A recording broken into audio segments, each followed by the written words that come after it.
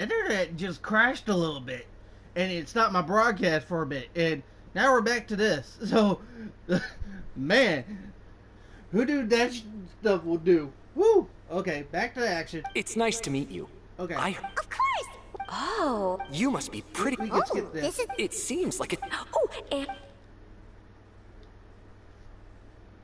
After this mission is over, I think I'll go get a manicure. Oh, maybe I should dye my hair. Wonder how much it'll cost.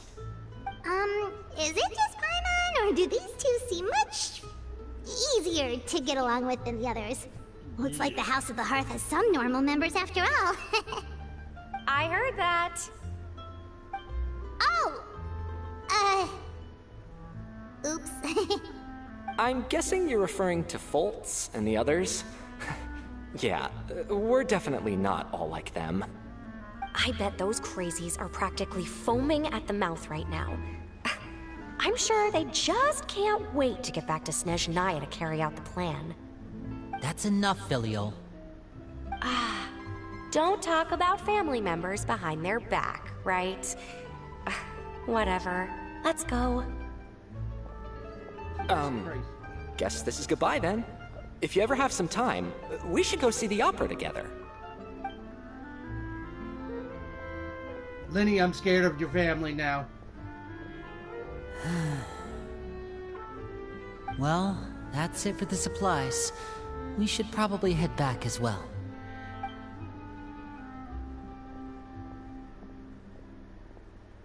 Well, they didn't seem too happy with each other. Seems like there could be something more going on here. Better not to pride. You're right. We're only here as guests after all. Oh, Lenny's getting super far ahead. Come on, let's catch up. Yeah.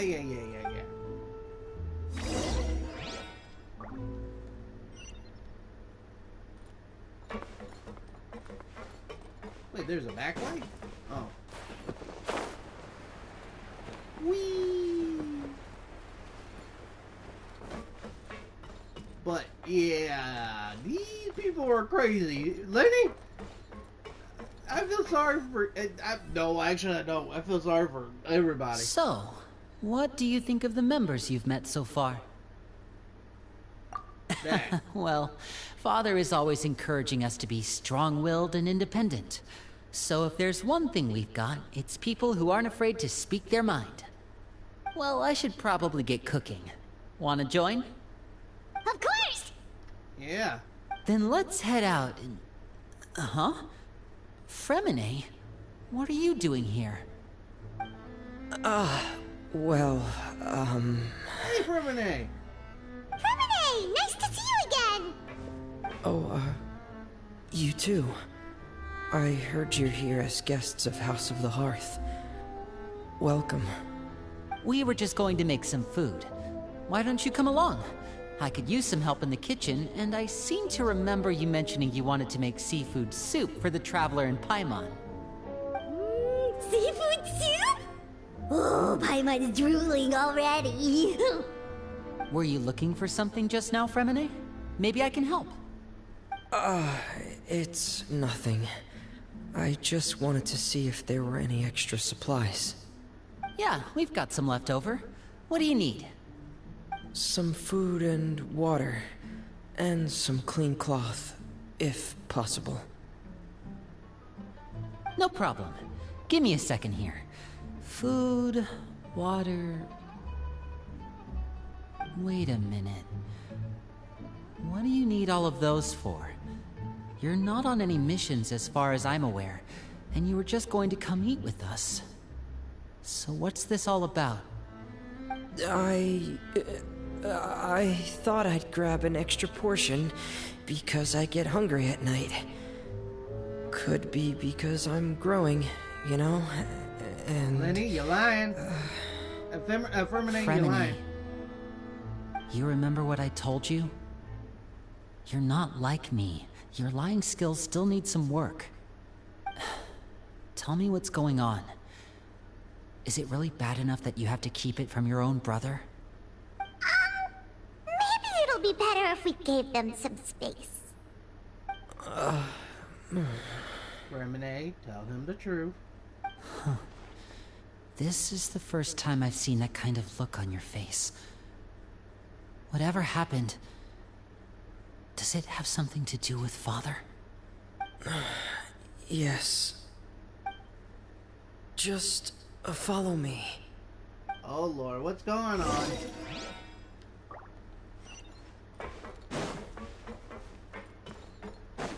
What's the deal with Father?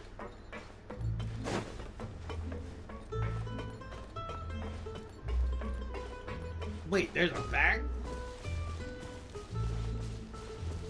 Oh, it's that girl. You're back! Oh, and you've brought some friends with you this time. Hello, my name's Linny. I grew up in the House of the Hearth. And you are? Hi, Linny. I'm also a child of the House of the Hearth, just like you. You can call me Clairvy. Clairvy? Clairvy. It's nice to meet you. Does that name ring any bells, Linny? No, not at all. That's not a name we have on our roster, I'm sure of it. What I'm not sure of, though, is how she managed to sneak in.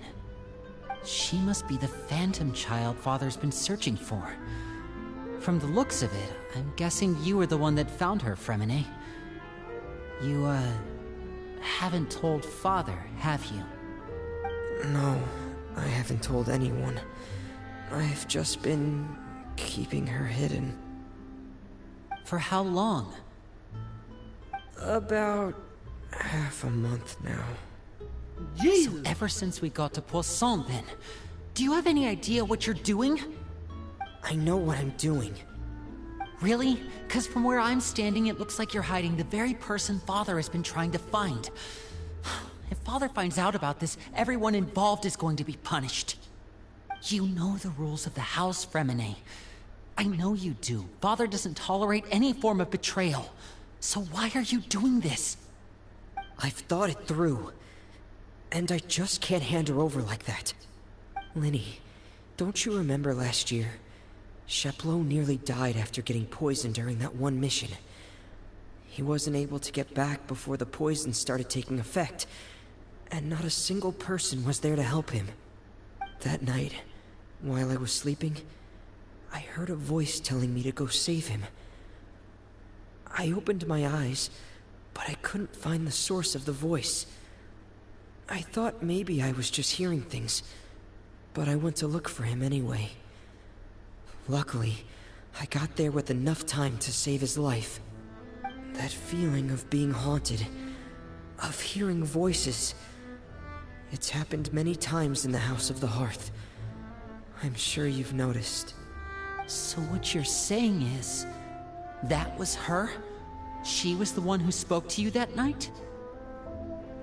Unless there are other spirits roaming around the House of the Hearth, I don't think there's any other possibility. If Clairvy were our enemy, it wouldn't matter whether she was a spirit or an actual child.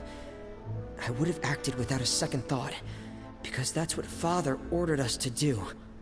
But she's been living with us, helping us from the shadows all this time. I think that makes her family. I couldn't just hand her over to be dealt with. Not when there's so much we still don't know. So what's your plan then? You can't keep her here forever. Someone is bound to find out eventually. I haven't thought that far yet. I don't want to disobey an order from Father, but I also don't want to put Clairvy in danger. Come with me. There are a couple things I'd like to say to you in private. Uh-oh.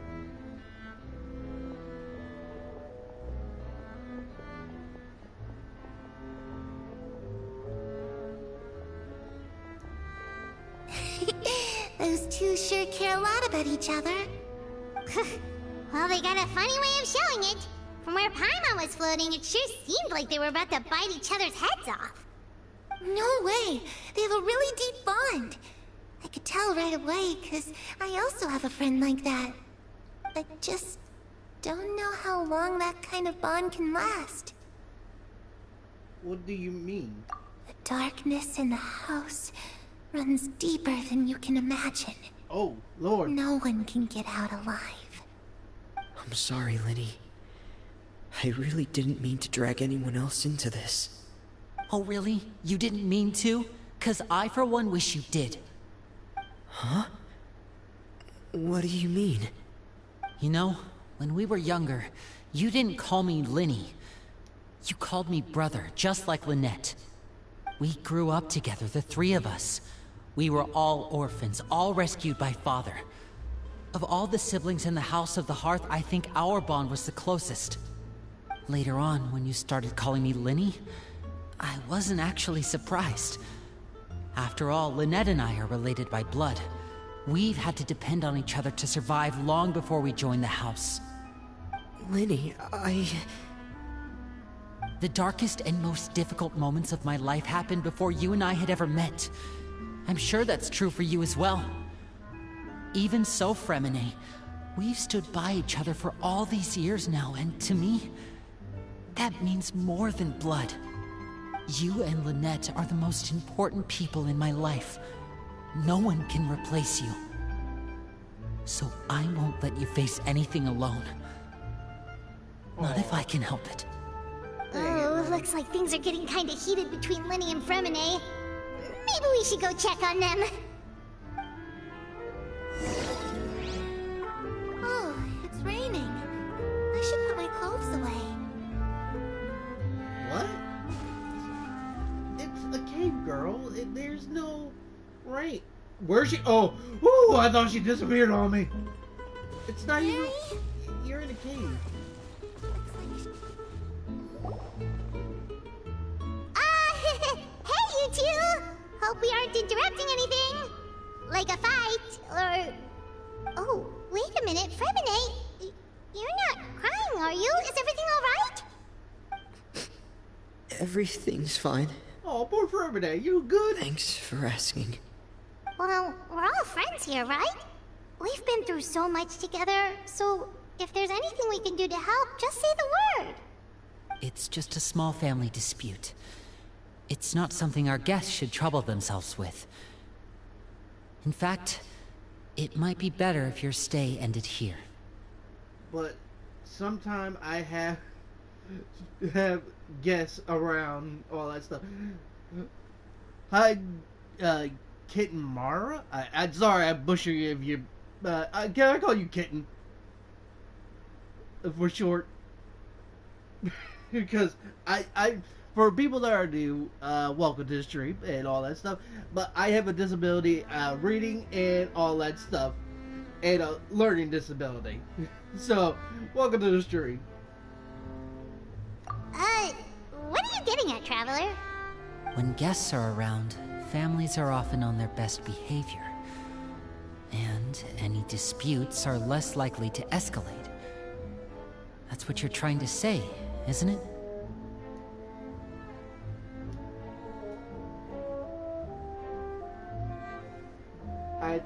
Excuse me? I think I'd be better if we stick around. I just... Thank you. I was really hoping to keep you out of it.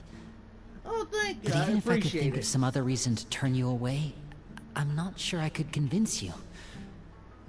I know things could For turn you people dangerous, that so show up, I promise you am a this. gamer and I do voices From now and all on, that stuff for my I'll channel protect sometimes. you like my life depends on it. And most of the Me games I too. play is Genshin and Minecraft for now. Well, back to the matter at hand then.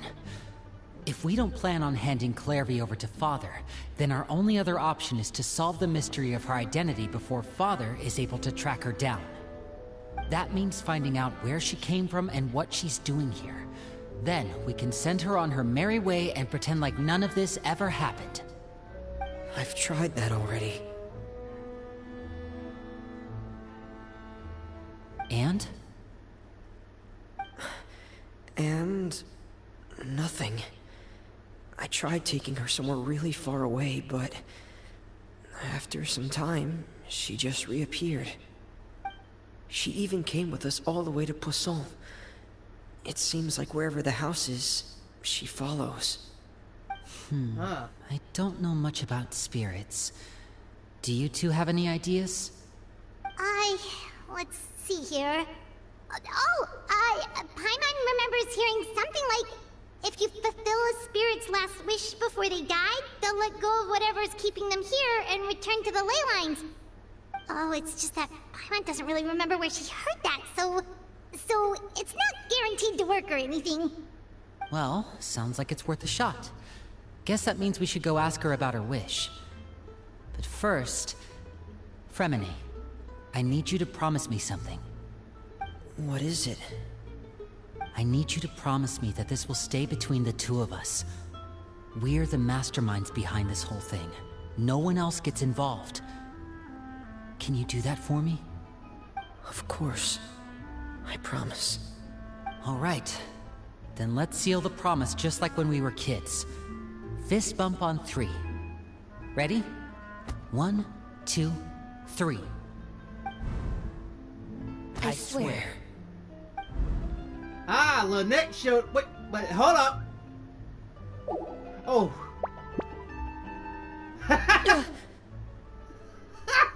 Whoa! Lynette. Lynette! You scared me. But what a surprise! What brings you here, dear sister? And, when exactly did you get here?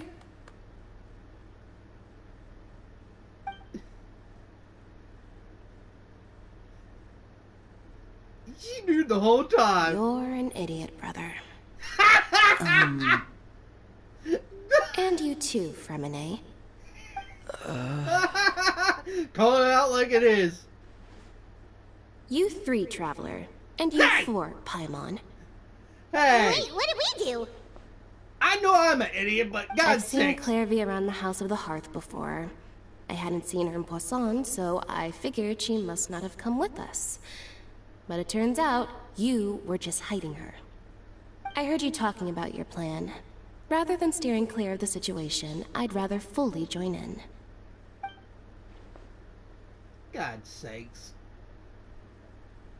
If you don't agree, I'll have no choice but to report everything back to Father. No, you can't. Simple No. as that. You're not giving us much wiggle room here, Lynette.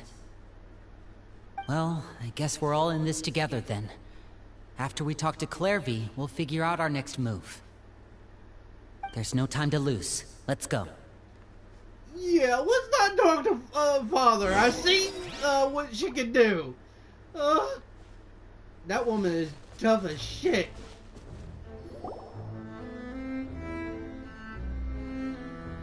I'm full. Thank you for bringing me this food, you guys. She said she's full, but the food doesn't look like it's even been touched. She cannot actually eat? That's right. Based on what I've been able to observe, it doesn't seem like Clairvy can interact with the physical world at all. Still, when she's presented with food, she'll always linger around it for a good little while. Maybe, in her mind, she really is eating those things. Does she know that she has already passed away? I've tried to ask her, but she didn't answer. My guess is that she's just as confused as we are.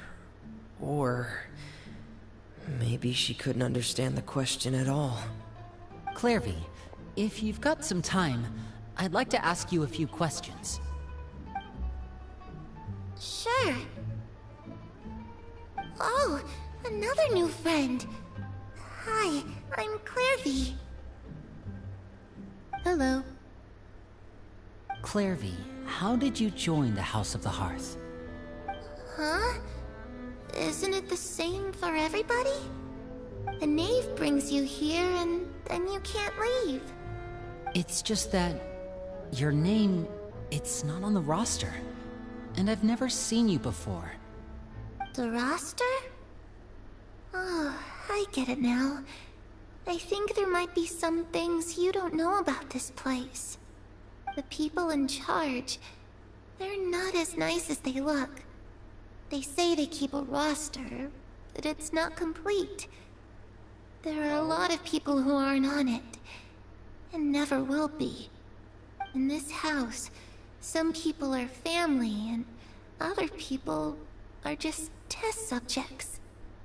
Those kinds of people aren't ever going to get a place on the roster, unless it's the roster of people who've been executed.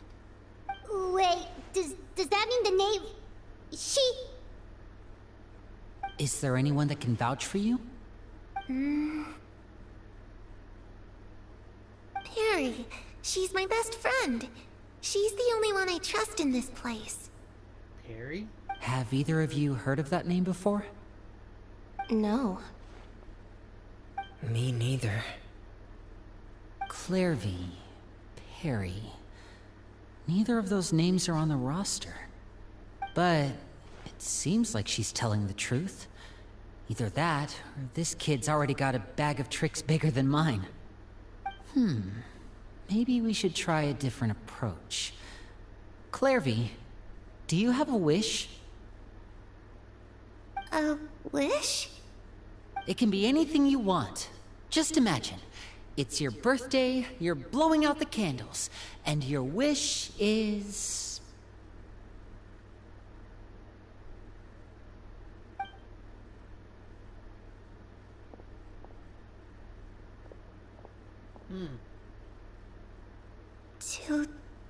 To go outside, where the sun can find me.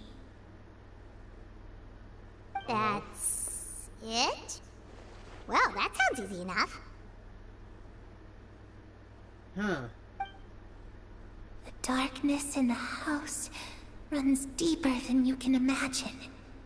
No one can get out alive.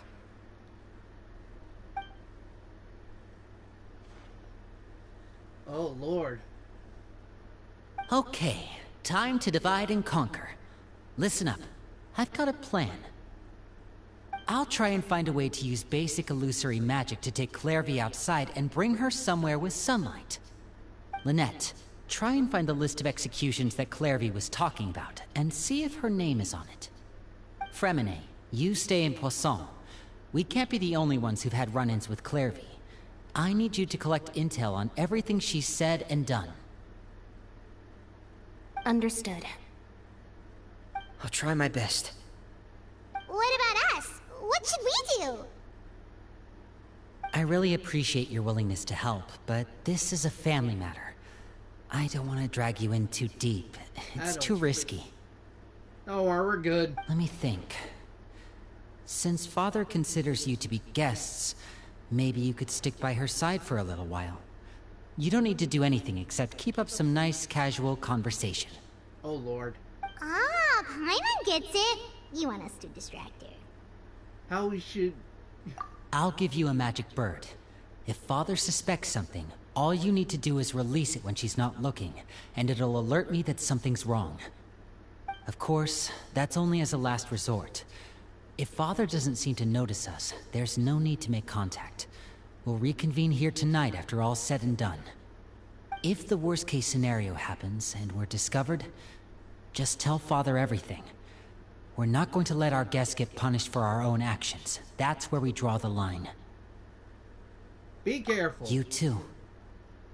Okay, this is where we part. Father should be at the beach nearby. Oh, great. We're going to have to deal with Aratino. I really hope this goes well. No, it has to go well. That's the only way this can get resolved. Oh, Lord. To the beach, then!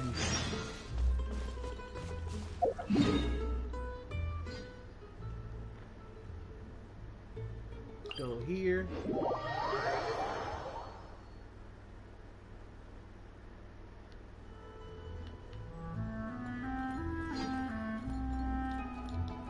Go up.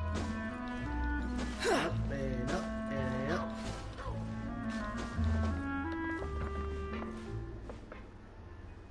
Alright, nice talking to you. See you later. Hope you have a good night's sleep.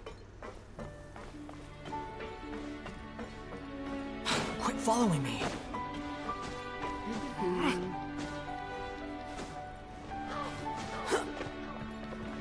Don't worry. I'm used to people not showing up, but thank you for stopping by. I appreciate it. Oh, there's the Navy. You get a good night's sleep.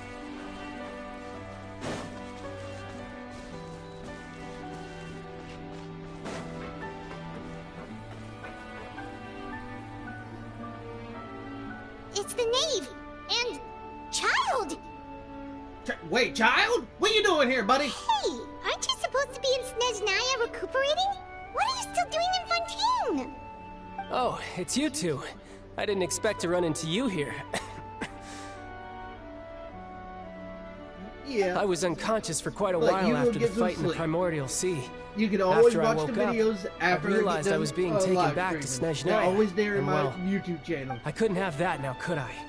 Not when I've still got unfinished business here in Fontaine. So, I mustered up all my strength and made the journey back on my own. Thank you. You look What sort of sleep. unfinished Thank business you are for we stopping talking by. here? It has to do with Skirk, my master. I really wanted to meet up with her, but by the time I got back, she had already left. You're welcome. I still have so many questions for her. Without any other leads, all I could do was ask the Knave to help me track her down. She must have left behind some traces from her time in Fontaine. Oh, okay. Good night. So, have you found any Get clues? good night's sleep. Unfortunately, no. While the House of the Hearth is adept at collecting all manner of intelligence, certain existences can still manage to escape our purview.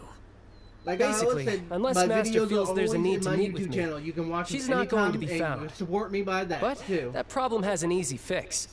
I just need to become stronger, and then... I appreciate it. Clement thinks you should focus on getting better first. the worst of it is over.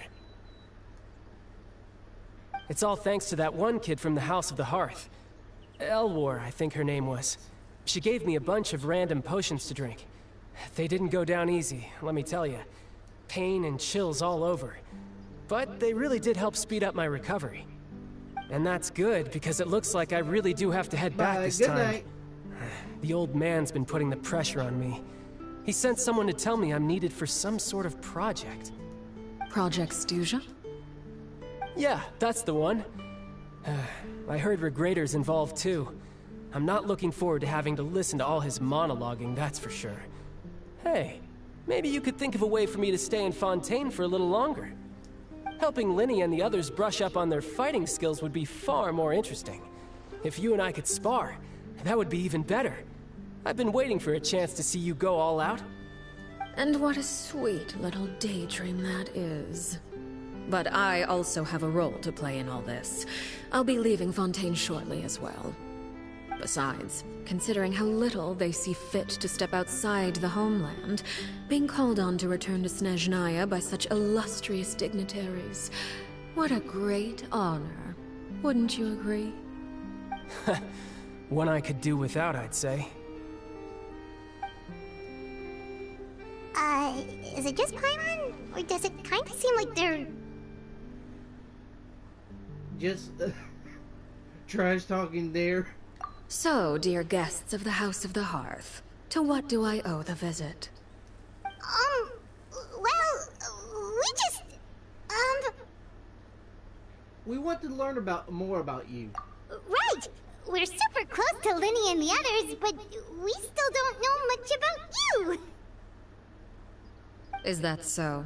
Introductions have already been made, have they not? Oh, well, you see? There's only so much you can learn about someone from a short introduction. At least tell us something a little extra, like... Why do you call yourself father? Huh, good question. I'd also like to know. The fact that you have to ask tells me our intelligence work has been quite successful. Telling you the answer to that question would only serve to undermine that success. And we can't have that, now can we? Spoken like a true diplomat. That was some expert sidestepping right there. Well, if there's nothing else, I think I'll take my leave. I still have a small matter to resolve at home. Uh-oh. Wait, don't go!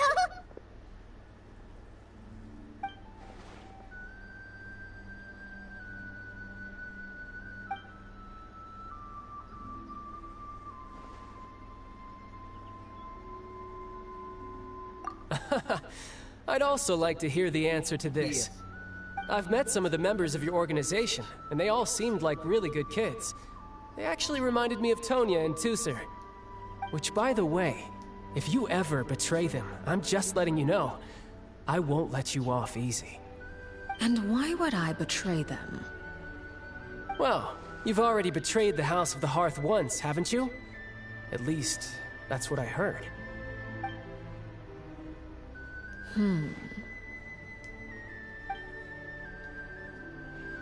Okay, I admit. That's just what the old man told me. The rooster, I mean.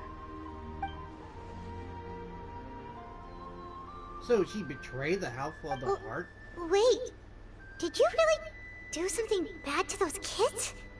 Never mind what I've done. I'm more curious as to what the mighty rooster had to say. Care to enlighten me? Well, nothing much. Just some stuff about you taking out many other members of the House of the Hearth, and even going so far to attack your own family. I see. Huh. Based on your reaction, I'm guessing it's all a bunch of lies. Hardly. I don't appreciate his particular turns of phrase, but I suppose he didn't say anything untrue. Although, it would be more accurate to say that there is a certain level of prejudice involved, but I don't intend to clear that up just yet. Prejudice has a funny way of concealing the real truth behind certain things, an attribute that I find to be quite advantageous. Call yourself a Fontainian, for example, and people will assume all sorts of things, when the real truth is that this is simply the land where I was raised. Huh? You're not actually from Fontaine? But then why did you try to help out with the prophecy and everything? I was trying to protect the children born in Fontaine. Claiming that I myself was a Fontainian simply made it easier to operate. People would hardly suspect a fellow Fontainian of having any ulterior motives. Who wouldn't want to save their homeland after all? The primordial sea wouldn't have any effect on me, but it would have caused great harm to the House of the Hearth. Well, you wanted extra information, didn't you? There you go. I hope that satisfied your curiosity.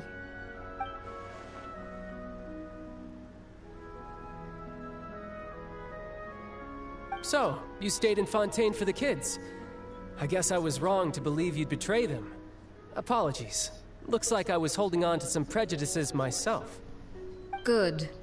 Like I said, I like it when others have misconceptions of me. Actually, while I was recuperating at the House of the Hearth, there was something else that really caught my attention. I heard that members always resolve disputes and arguments with a friendly spar, and the loser has to back down. Seems pretty cool if you ask me. Would also give them plenty of opportunities to hone their skills. Well, that's only a recent development. In the past, such spars weren't nearly so friendly. The losing party would lose everything, including their life. They were that high stakes? Whew, at least that's not a thing anymore. Well, the current atmosphere's not half bad. I'm a bit jealous, actually. You've got so many family members around you, and you even get to live with them. Having a lot of family around means dealing with a considerable amount of bickering and scheming. Once Tonya and Tusser enter their rebellious phase, I'm sure you'll understand. Just imagine. Tusser becomes obsessed with plucking out strands from the rooster's mustache, or Tonya decides to dye her hair 42 different colors. Okay. I get the picture.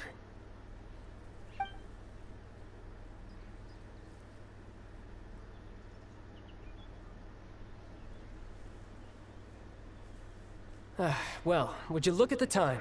I should probably get going. Traveler, Paimon, I'm not sure where our paths will cross next, but the next time we run into each other, we should definitely try and find some time to spar. Again, maybe this is a conversation we can have when you look less like you're gonna kill over. Yeah. All right. Well, thanks for everything, Arlecchino. No thanks necessary. You also played a part in obtaining the Gnosis. I would say we can call ourselves even. I like the sound of that. Well, I'm off. See you all some other time. See ya. We should probably get going too. Do you want to head back with us? Oh? You want me to leave so soon? Oh, well, you see,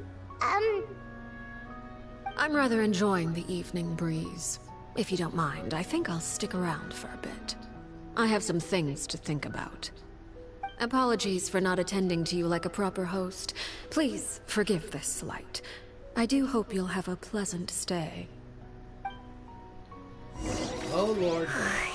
we managed to keep her distracted until nightfall. Good thing Child was there to keep the conversation going. Yep. You don't think she suspected anything, do you? Oh, I wonder if Liddy ran into any issues. Let's hurry back and see how everything went. Yeah. Hey, Titsubi. Oh, you mean Arakino, or AKA Father? Father. I dig it. Ow. That hurt a little bit.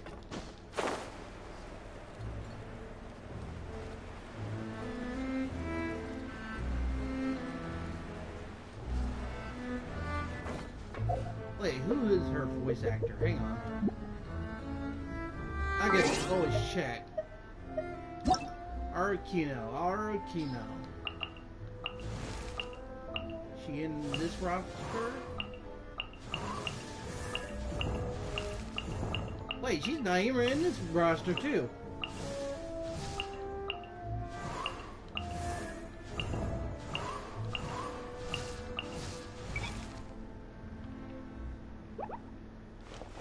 What the? Hang on.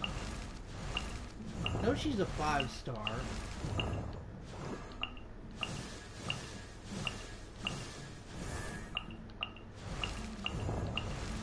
Huh, she's not in this one. I don't know who her voice actor is, but...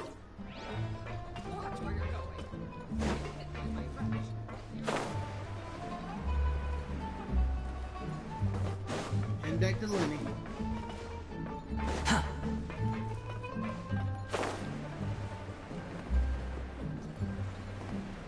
There they are, Bromine and Lenny.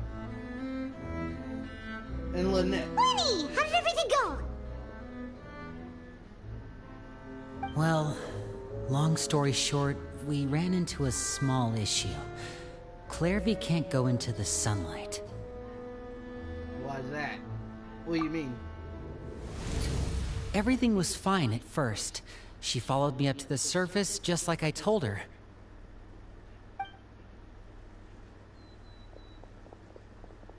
But as I led her out of the shadows and into the sunlight, she vanished. I turned around and there she was, standing at the edge of the shadows, silently watching me. Huh. Huh. Maybe she's afraid of sunlight, or... No, it wouldn't be her wish if that were the case. Well, we could always try pushing her into it. Not sure pushing will work. Oh, true. I've pretty much tried it all already. Nothing worked. Eventually, the sun went down, so all I could do was bring her back here. How did it go with you, Lynette? Good. I've got the list. It's right here. Really? Well, what are we waiting for? Let's take a look!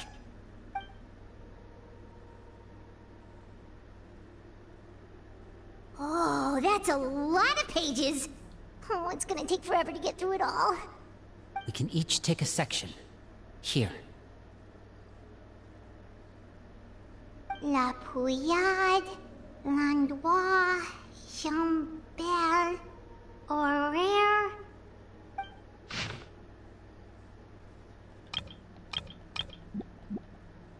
Oh, yikes. That Horaire guy has a huge scar on his face. Yeah. He's kinda giving Paimon the creeps. I've met him before. The scar is from an injury he received during a mission. I still remember him joking with me about it. He said any future lover would take one look at him and then lose all interest. Did he say anything else?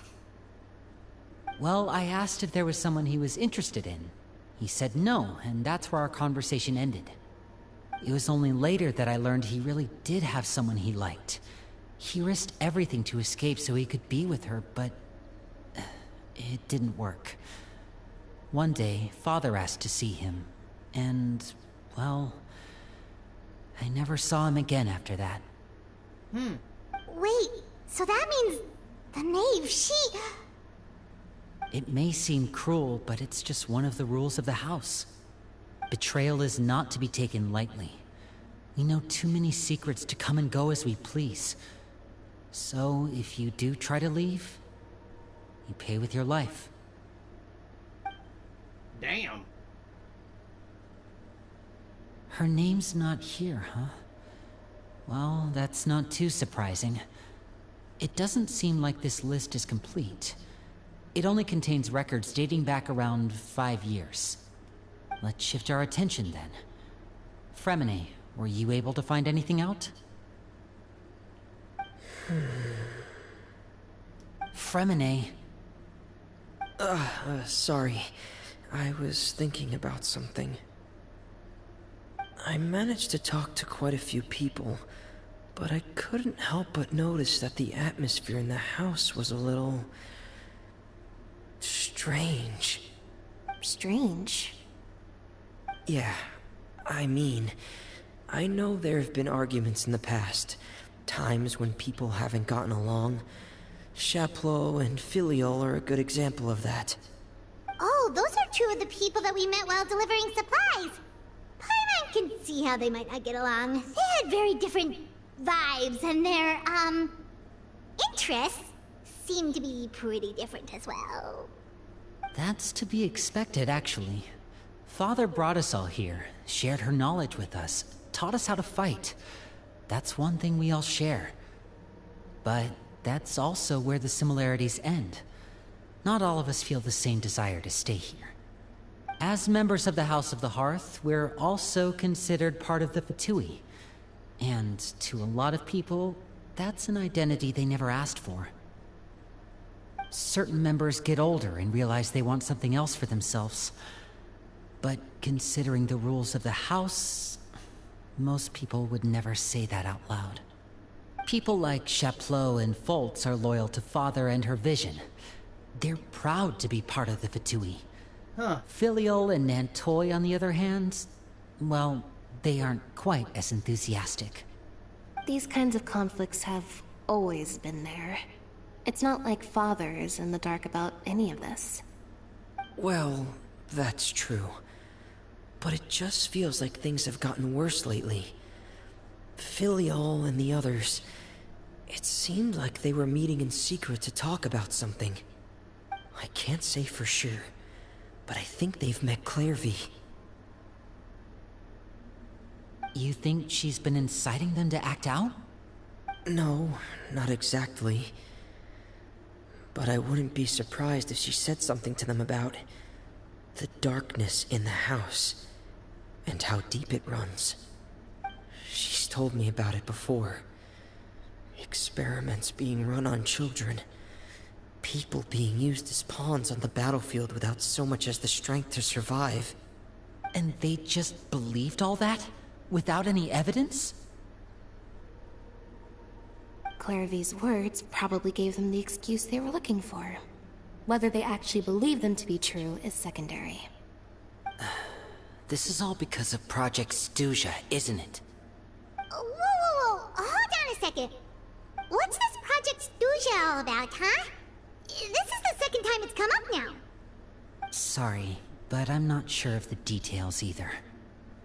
I only know what Father has told us, which is that it's something the Rooster and Regrader have been working on together. Apparently, it has to do with the Fatui's strategic plan for the future. Because the House of the Hearth was so successful in obtaining the Gnosis, we now have the honor of playing a key role in Project Stuja. Wait, but isn't that a good thing? Key role is just another way of saying dangerous role. To us, the whole thing is an inconvenience. Father thinks so too, but she's in no position to refuse. Their plan isn't exactly unreasonable, and they've been funneling the house a lot of funding. It's just that we'll lose a lot of members in the process. Participating in the plan, it's an honor in name only. What they're really trying to do is subdue us. The existence of an intelligence organization outside their control makes them feel uneasy.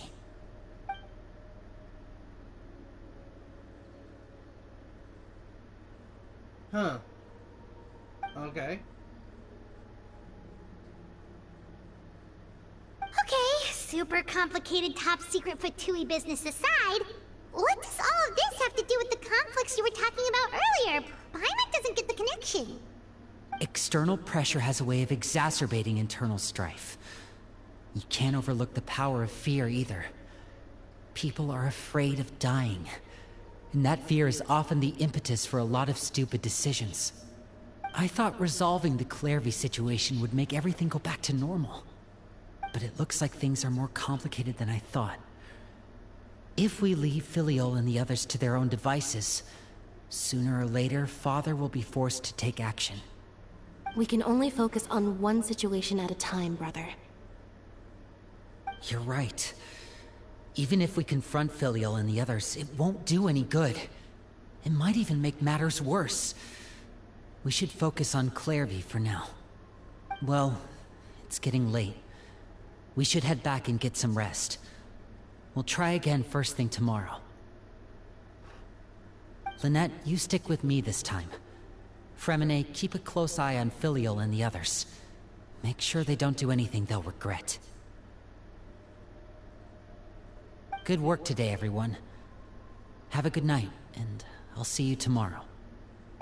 Yep, alright. Oh, up here.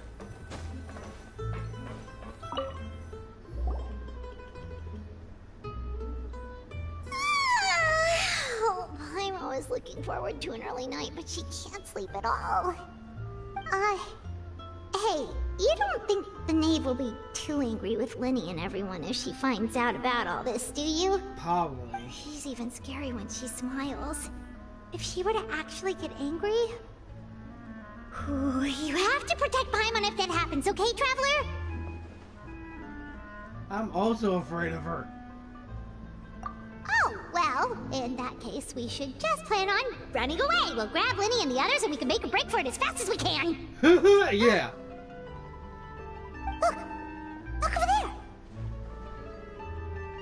Quick! Let's catch up with her before anyone sees! Yeah, oh Lord, have mercy.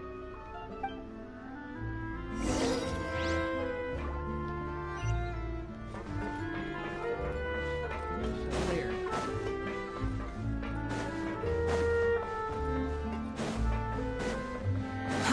Too slow.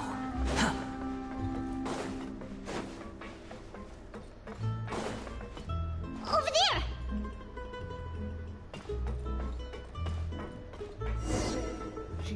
She disappeared. Quit following me.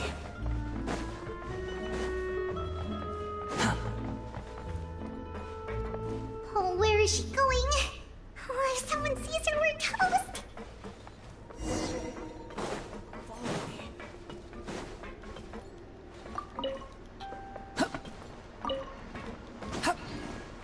Lord have mercy.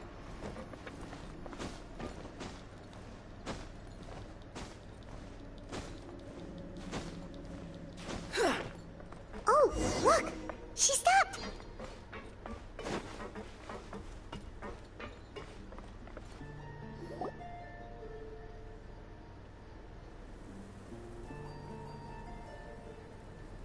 Clairvy! Shh! I opened the window while no one was looking. Look how pretty the outside is.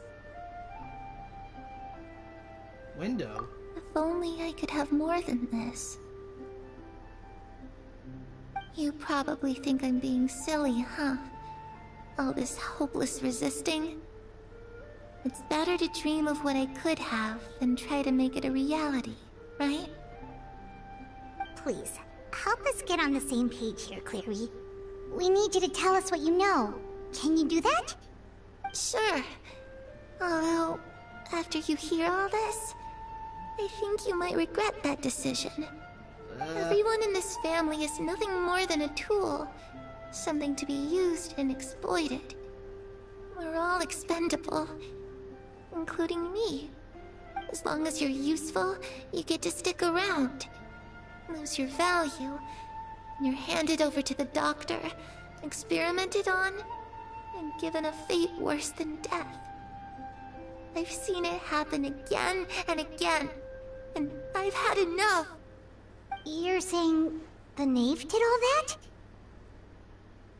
It's just, that doesn't seem like something she would do. She's scary and all, but it seems like even she has lines she wouldn't cross. I knew you wouldn't believe me. Everyone thinks she's a good person. They all think of her like a real mother. Mother? She calls herself She father. doesn't deserve that title. She's disgraced it and tarnished it. And if I had things my way, I'd never see her again. If only Perry were here, she'd understand. Perry. There's that name again.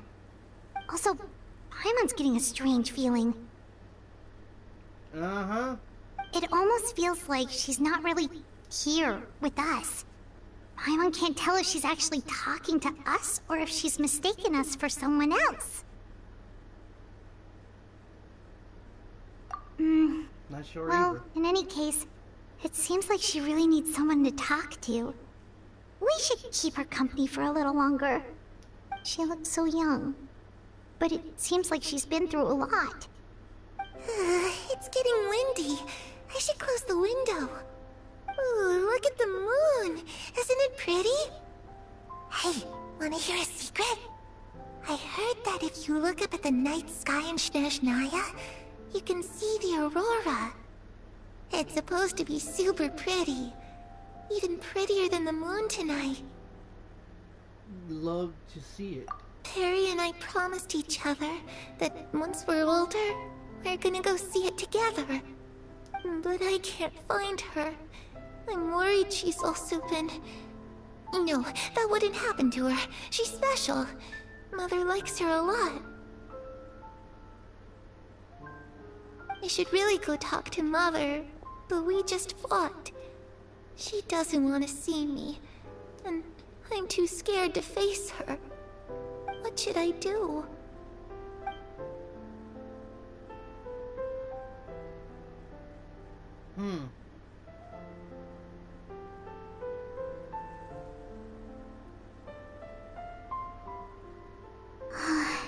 Paimon really doesn't understand what's going on with her. Well, let's head back. We've got an early morning tomorrow. Yeah, we do. Night has passed.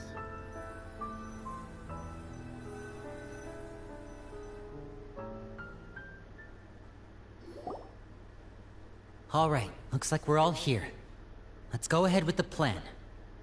Before you do that, Oh? What is it? I had have the knave and the doctor ever worked together? What makes you ask that? Well, we kinda ran into Clairview last night, and that's what she told us. We met the doctor back in Sumeru. He's super dangerous, and he's done all sorts of bad things. It's possible that Father and the Doctor have had certain dealings, but I don't think Father would work with him.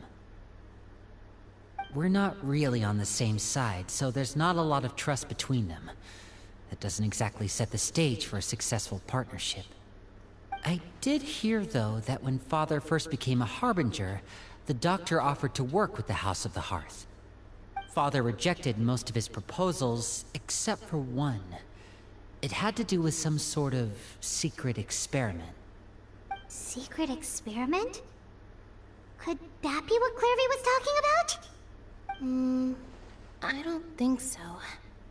I don't know any details about the experiment itself, but I do know it's an entirely independent operation. The Doctor only proposed a direction for the research. That was the extent of his involvement. I still don't think that counts as working together. The details of the experiment are confidential, but complete records are kept on all participants. That doesn't seem to be the case with the situation Clairvy referred to. I know you don't agree with some of the Fatui's methods, and I'm not asking you to. But I am asking you to trust us on this. The House of the Hearth has its own principles. There are certain lines we're not willing to cross. Alright, that's good to hear at least. Clairvy seems to think the Knave and the Doctor worked together to do something horrible. If that turned out to be true, Paimon doesn't know how he would even face you guys. It's just that it doesn't seem like Clairvy is lying either. Yeah. The easiest thing to do would be just ask the Knave directly, but Paimon doesn't think she'd tell us. Let's focus on the plan for now. Father didn't come back last night. She's probably still near the shore. We'll be counting on you to distract her. Lynette, you're with me. Fremine, you know what to do. Be on your guard, everyone. Alright, let's get to it.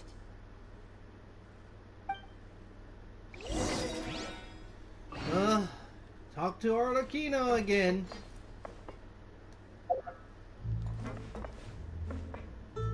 Hang on. Let's go up here.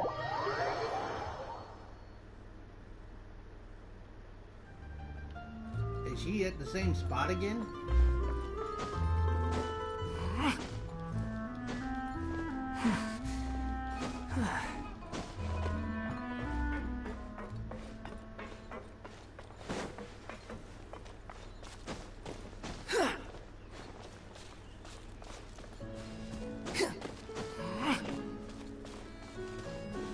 Yep, she's at the same spot.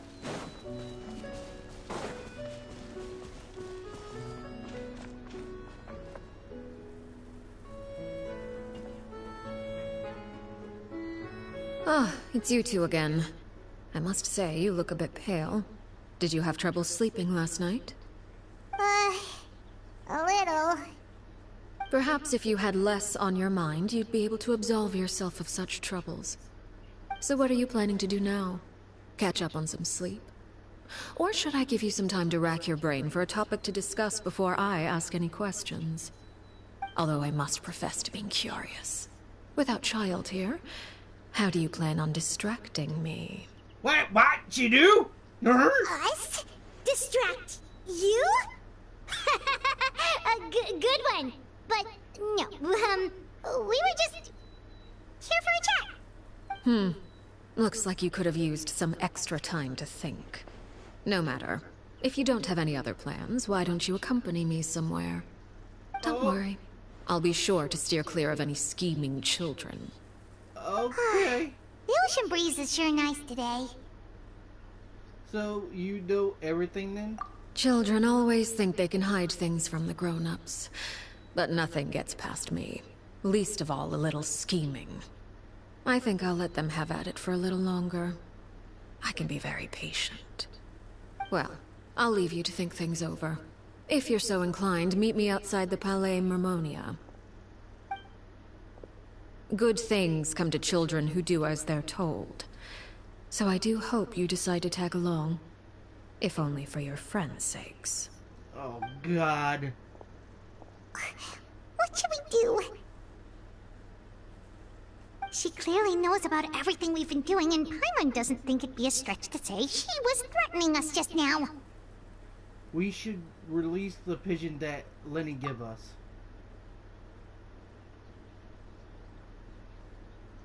Oh, good idea. Hopefully he sees it in time. Well, we should probably head to the Palais Mermonia. Paimon doesn't want to find out what happens if we don't show up. Based on what the Knave was saying just now, it sure didn't seem like it'd be anything good. We really do not have any other choice. Okay, then we probably shouldn't keep her waiting. It seems like Lenny and the others are on thin ice, so let's do our best to not get them in any more trouble. Yeah. Oh. Oh, right here. Hey, at least one thing. if we're in trouble, we can run. When in doubt, Jack Sparrow it out. Seeing as we still have some time before my meeting, we might as well enjoy some pleasant conversation while we wait. I'm glad to see you get along with my children. Being surrounded by good companions is necessary for a child's development. You're not planning on doing anything to them, are you? I assume you're referring to Lenny, Lynette, and Fremine. Although, there's that situation with Filial and Nentoy as well. It appears quite a few people have been acting out lately. No matter. I'm not one to discriminate. All those who betray the house meet the same fate. There are no exceptions. Does that mean you're going to kill them? Oh, are you here to beg for their lives? I'm sorry to disappoint, but the rules of the house change for no one.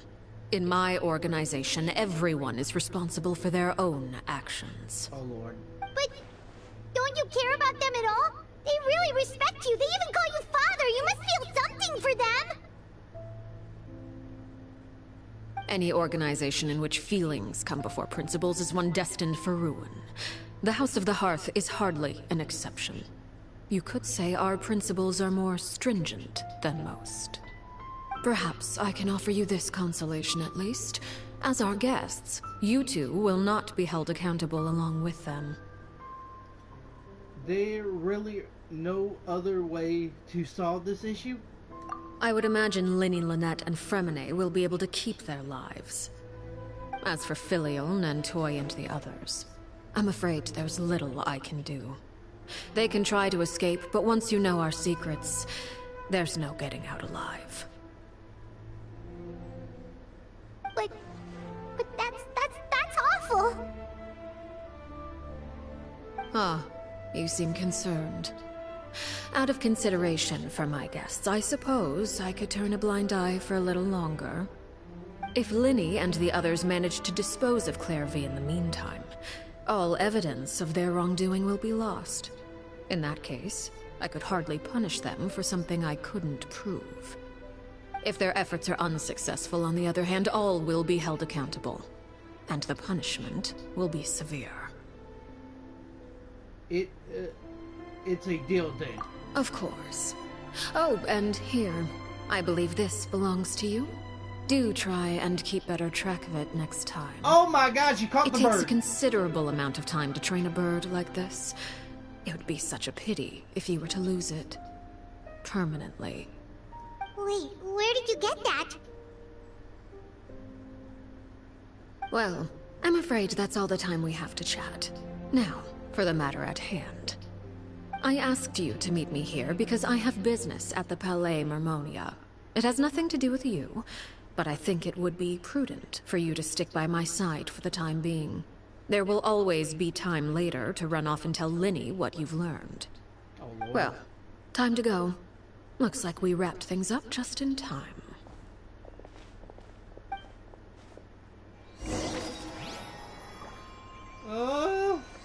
Wait, are we gonna see Mr. Sir? I hope he can protect me. Neverland, I need help. Sanctuary! Anakino is a monster! Sorry, I didn't mean that. But she kills people. Sorry, I'm talking out of my butt now. Obi-Wan Kenobi!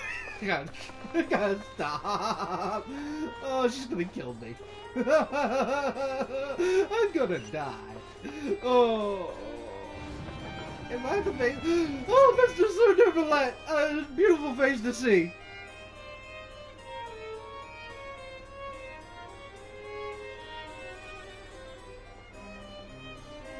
It's been a while, Monsieur Neverlet. I must say, I wasn't expecting my meeting request to be approved quite so quickly.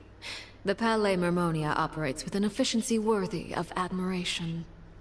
It is only right that an esteemed diplomat such as yourself should be afforded the proper level of respect.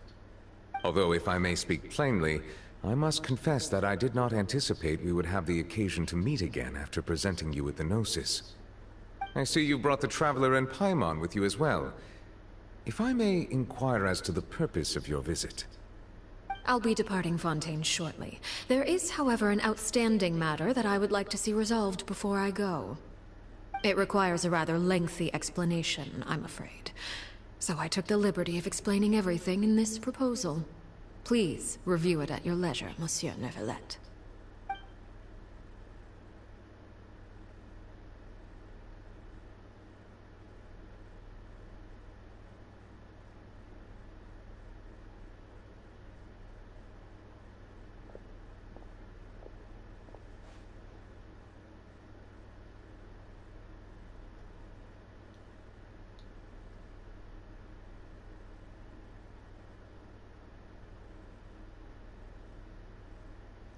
I am scared. I understand your request. However, at the risk of causing offense, I must admit that I fail to see why you would wish for such a thing. I heard you have a certain fondness for water tasting, Monsieur Neuvillette, so allow me to use water as an analogy. A family is like a large body of water with countless rivers flowing in and out. As someone who watches over this system, I would hope that each river that flows from the source will eventually reach the ocean. Of course, objectively speaking, I know this is impossible. Most of the rivers will dry up along the way, disappearing into the ground and leaving nothing but a barren riverbed behind. Not all rivers are destined to reach the ocean, but I would not see their existence rendered meaningless. I believe the water that flows within them is simply meant for a different destination, like a field in need of irrigation. Or perhaps the glass of a certain water-tasting enthusiast. Did you get any of that, Traveler? Kind of. Your words paint an optimistic picture indeed. Allow me to remind you, however, few among us are willing to sip from a glass filled with tainted water. It may have been tainted at one point in time, but not to worry. I'll make sure it's strained of all impurities and returned to its cleanest form.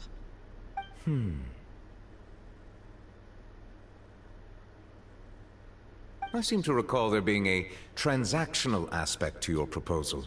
Perhaps you could expound on that?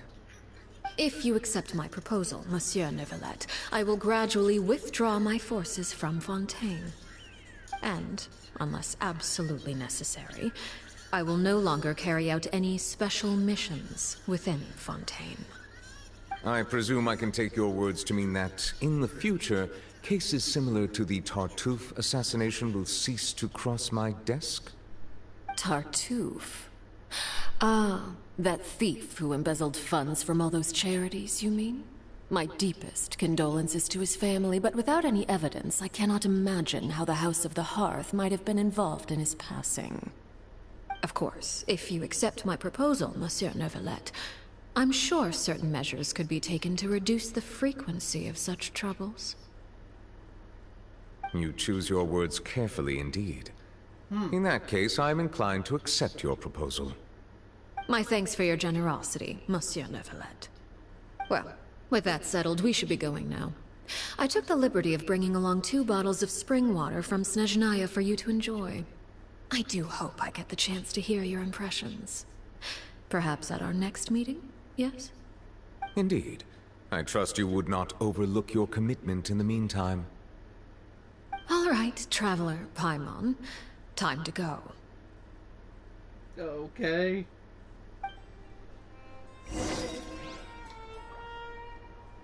Monsieur, Sir Neuvillette, if I'm not back, or you haven't seen me, I'm dead.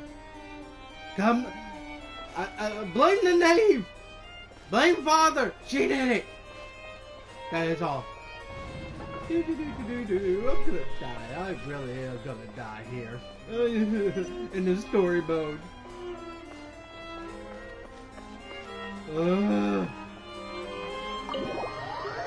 Our Kino is gonna kill me. I'm gonna feel the wrath.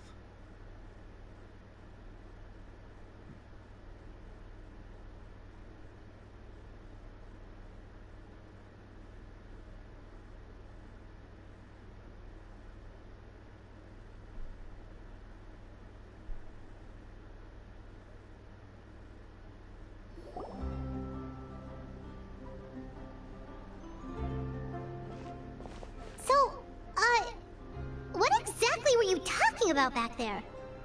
Paimon only heard you mention some rivers, a large body of water, and then some kind of irrigation scheme. You really want to know? I would imagine there might be more pressing concerns at the moment. Winnie, Paimon really hopes everything's going okay.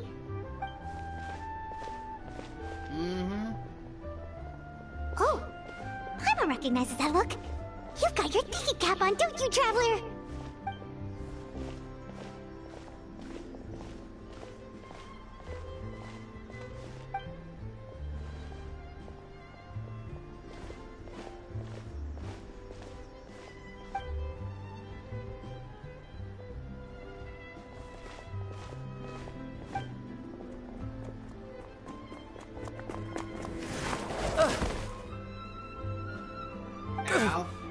Oh, shoot.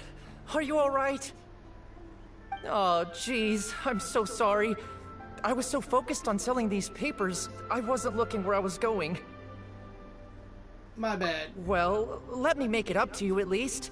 Here, take this paper. On the house.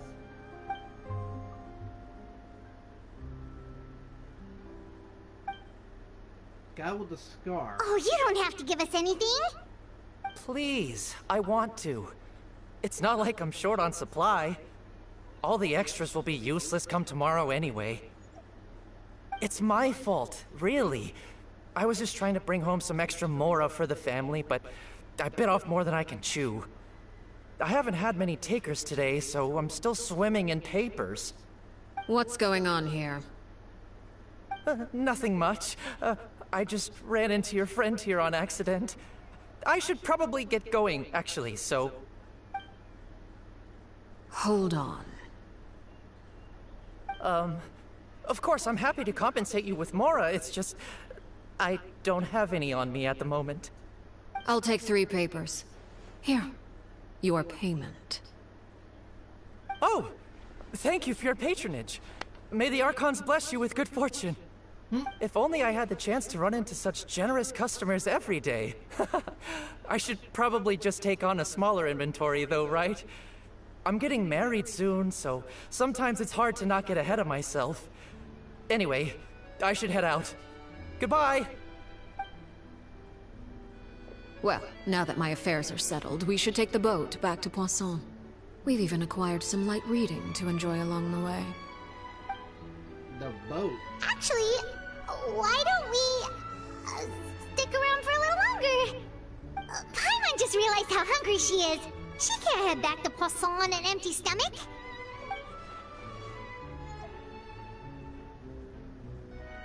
It appears you two are under the impression that delaying our return will somehow alter the situation in your favor. I'm sorry to ruin your fantasy, but your efforts are meaningless. That being said, I could be persuaded to give Linny some extra time. I just have one condition.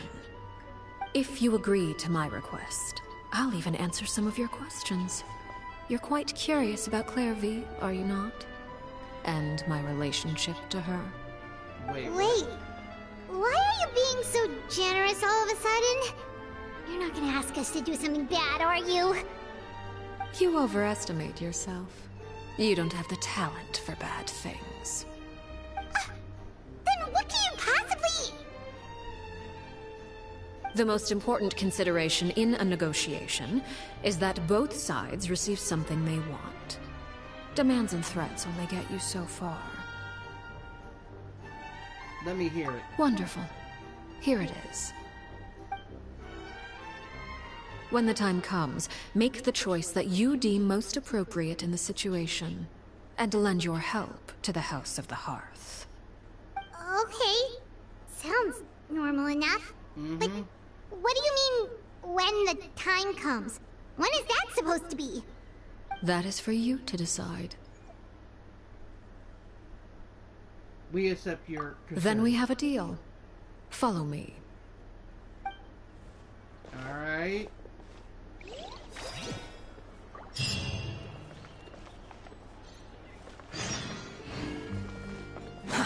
Too slow. Where do I gotta go? Oh, over here.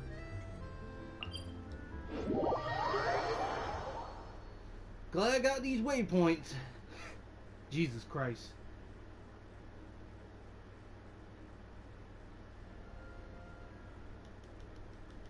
Grab that.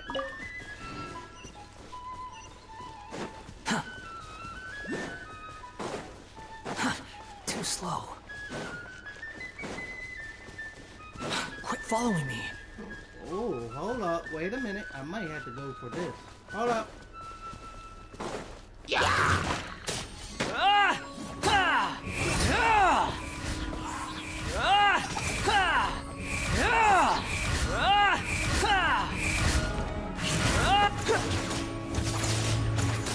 Unsightly insects.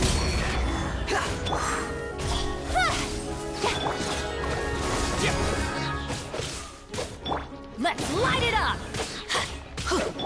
Incoming! With sword comes shadow. Hey! You're dead. The wind rises. Grab all that. Wait. Why is there...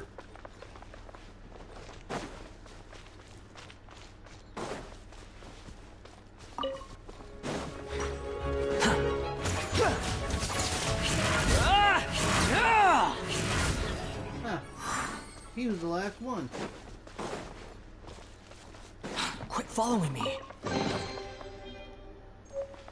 5 and that's good. Okay. Quit following me.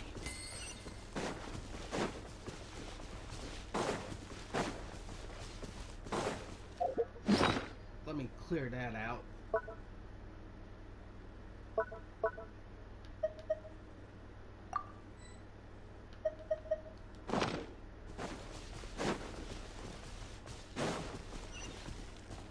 Wait, where is it? Oh, down there?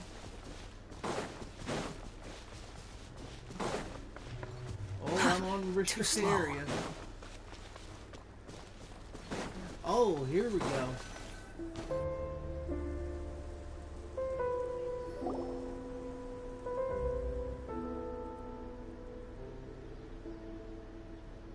What is this place? Somewhere long forgotten by everyone. It used to be a grand building. Now it's nothing more than a pile of rubble. No one comes here anymore, nor does anyone care about what once happened here. Although, this place does have something to do with the story I'm about to tell you. It was before I became a Harbinger, and before Linny and the others joined the House of the Hearth. Due to certain events, I first killed Clairvy and then her mother.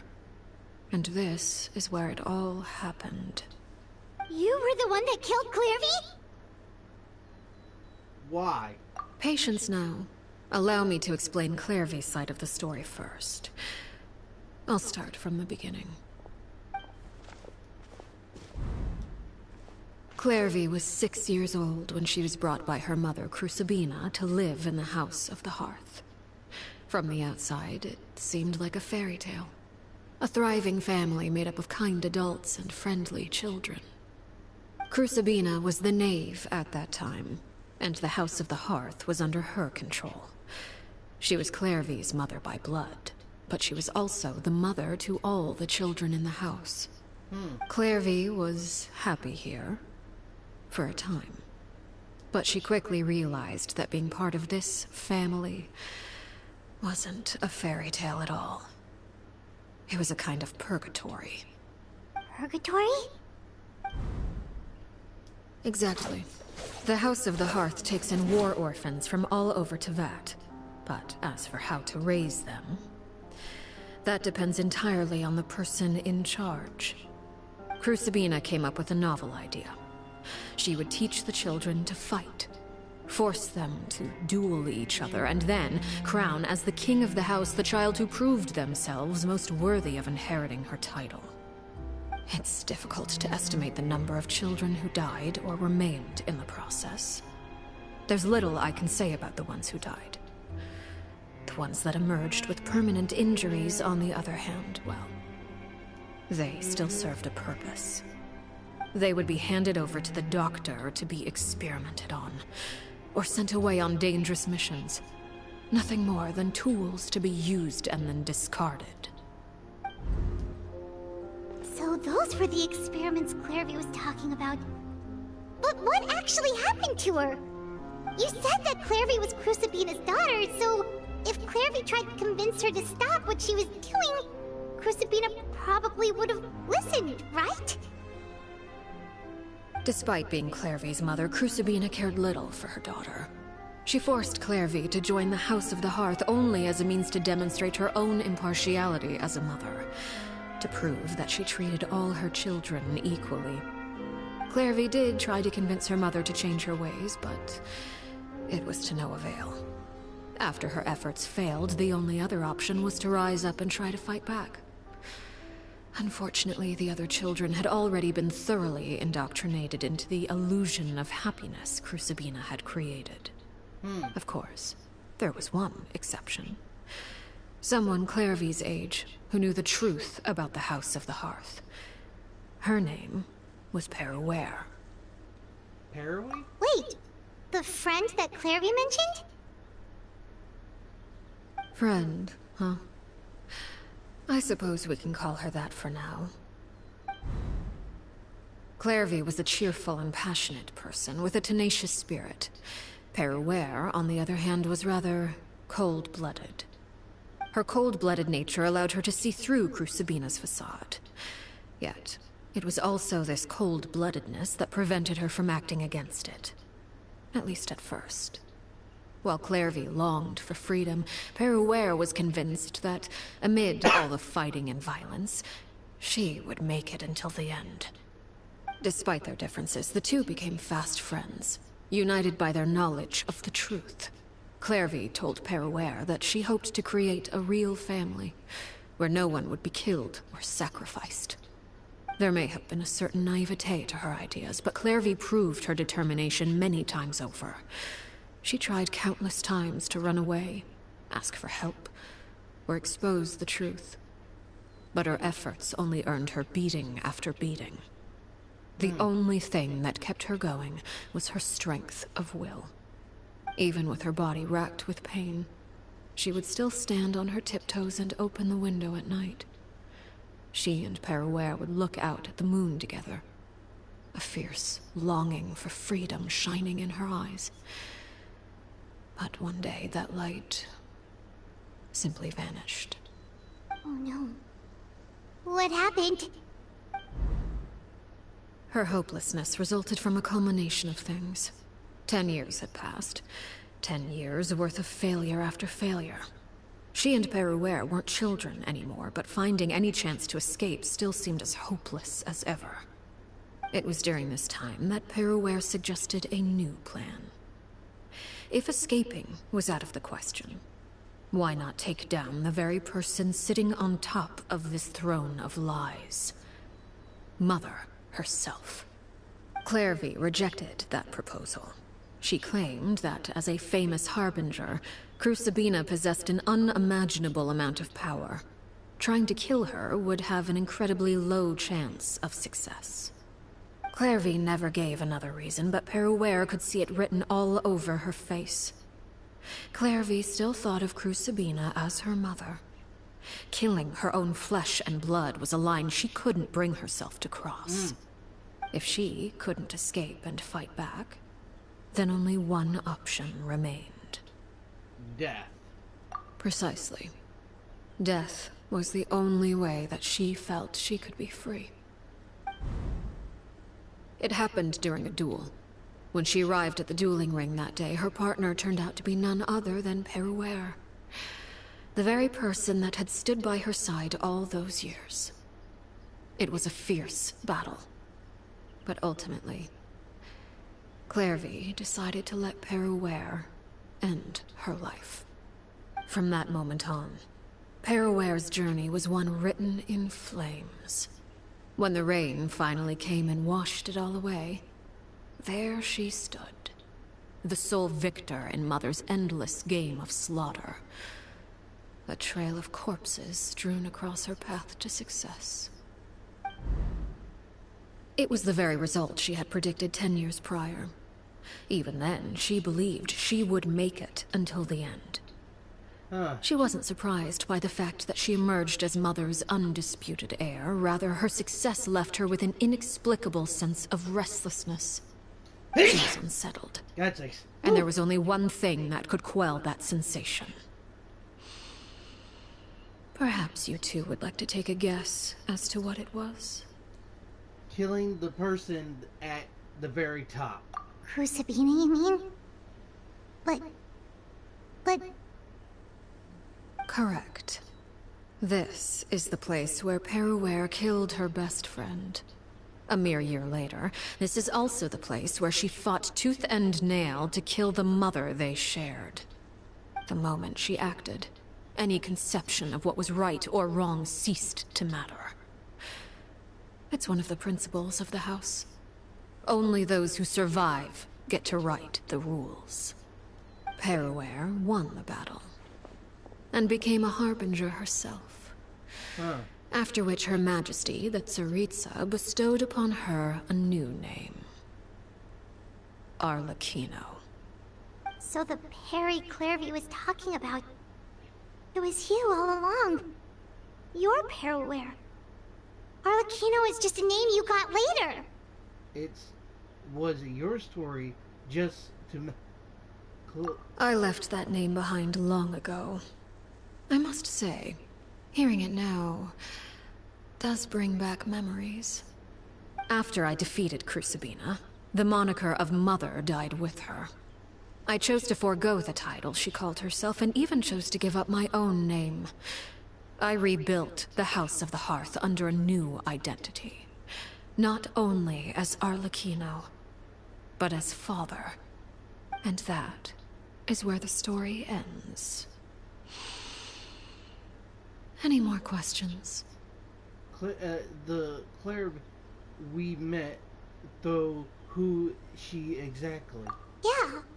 Based on what you just told us, Clairvy wasn't a little kid when she was killed. So the Clairvy we met... Was she really a spirit at all? I suppose you could call her an illusion born of flame.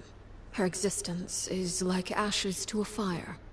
Something left over in the wake of blaze and ruin. You see, a certain power runs through my veins. It's not unlike a curse. My flames leave behind shadows of anything they consume. Of course, the chances of those shadows morphing into a sentient entity are exceedingly slim. Clairvy is a very special case. Clairvy died when she was 16 years old. But what emerged from the flames was her 6-year-old self. Her appearance wasn't the only thing affected. Most of her memories were lost to the blaze as well. Memory is a mysterious thing indeed. Losing a portion of your memories will alter your sense of self. Lose 10 years' worth, however, and it would be like living in the past. Like returning to a version of yourself that never grew up. No wonder Paimon got such a weird feeling when we were talking to her. Perhaps I should put it this way. Clairvy is someone trapped in time. It may seem like she exists with us in the present, but she truly lives in the confines of her own past. So if all of that is true, then you must have known about Clairvy for a long time. Indeed. She's a rather volatile and unstable entity. Sometimes she would look after the children. She's even saved some of their lives. But other times, she would hide from me and become obsessed with revealing the truth about the house to anyone who will listen. Shadows don't have the capacity to learn or grow. Any new information they encounter is quickly forgotten over time. Your attempts to expose Clairvy to sunlight. They failed, yes. The reason is actually quite simple. In Clairvy's mind, the house is impossible to escape. And it is this very perception that traps her there. But No matter. All I have to do is kill her again, and all will be resolved. God, really? I don't anticipate so much as a single speck of ash will be left behind this time. Wait! Paimon can understand why you might want her gone, but isn't there another way? Yeah. So when she's trapped in her 6-year-old self, she's still your friend? At least talk to her first! It's too late for that. She broke the rules, and now she must be punished. That goes for Filial and Nantoy as well. She's had quite the effect on them. I hope you understand. The difference between Crucibina and myself lies in our formulation of the rules, not our policy for enforcing them. Upholding the rules without question is a trait we both share, because that is how a household should be run. Is this really what you want to do? Whatever could you mean? Don't you want to say a proper goodbye at least?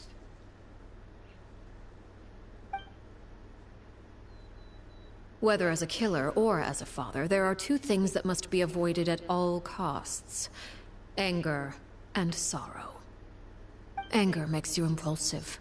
Sorrow causes you to waver. Well, it appears it's about time to proceed. Before we arrived, I told some of my well-behaved children to bring our troublemakers here by nightfall. I do believe I've kept my end of the deal. I gave your friends quite a bit more time. As for what happens now, we'll just have to wait and see. Oh, God.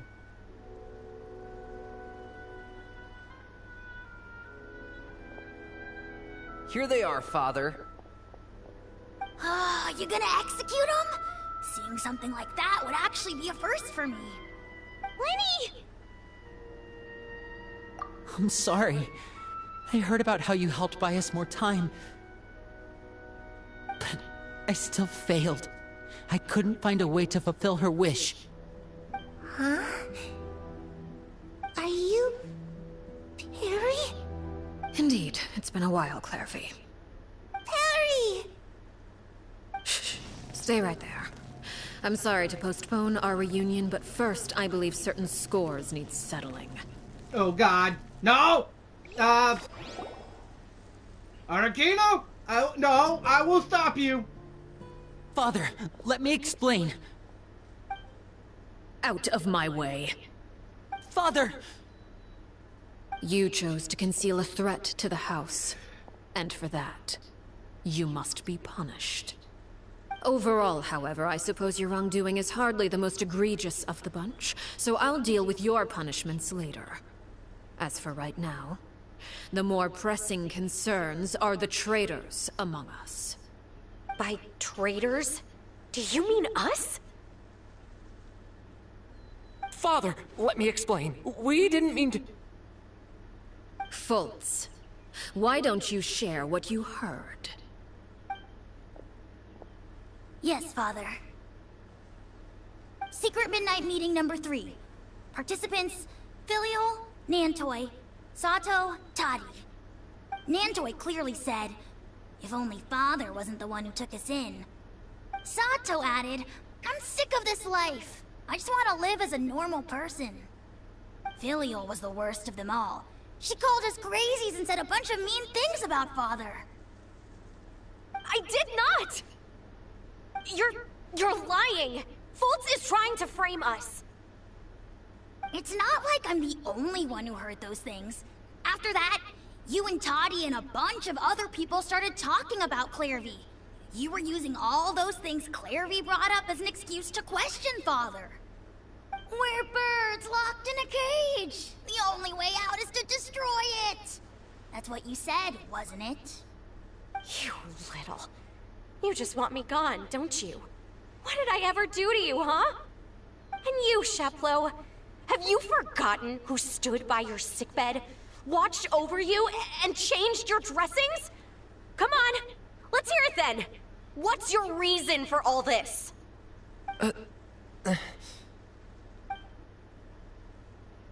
You're wrong, Filial. We don't want you to die. You're our family. Liar. You wouldn't be doing this if that were the case. So why? Why have you backed us into a corner? We all live in the House of the Hearth. You know the type of work we do, Filiol. A single betrayal can cost dozens of us our lives. It's not like it's never happened before. That kind of thing is hard to forget. That's why the House of the Hearth cannot tolerate any form of betrayal. Ever since we came to Poisson, you've had 7 secret meetings. A lot of the things you talked about really crossed the line. You've been spying on us for half a month? Wait a second. Now that I think about it, the move to Poisson was just a way to make it easier to spy on us, wasn't it?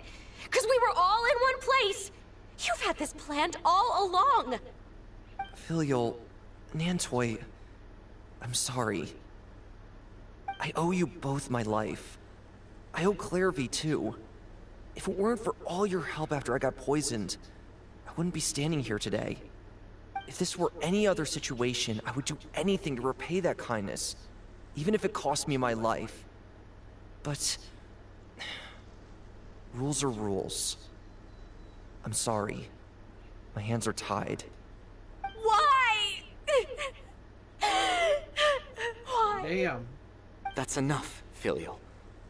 We made a mistake, and we should own up to it.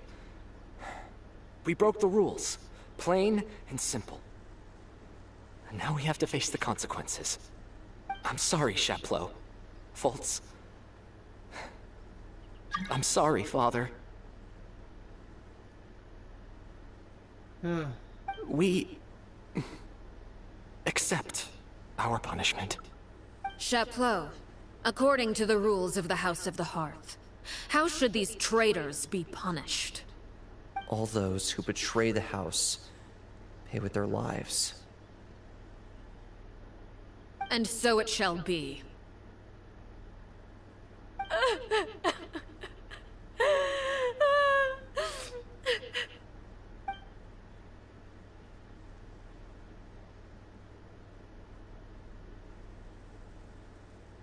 Father, please wait! Something you want to say, Linny? Please reconsider, Father. What Filial and the others did, does it really count as betrayal? We all come from broken families. From the very first day we joined the House of the Hearth, we wanted nothing more than to make it a real home. But the truth is, none of us know what a real home should look like. I'm not saying I have all the answers. All I know is this. Killing Filial and the others may uphold the rules, but doing so will only bring us further away from being a real family than we've ever been. So please, Father, please, reconsider. I agree with Linny. Father, please. Linny, you...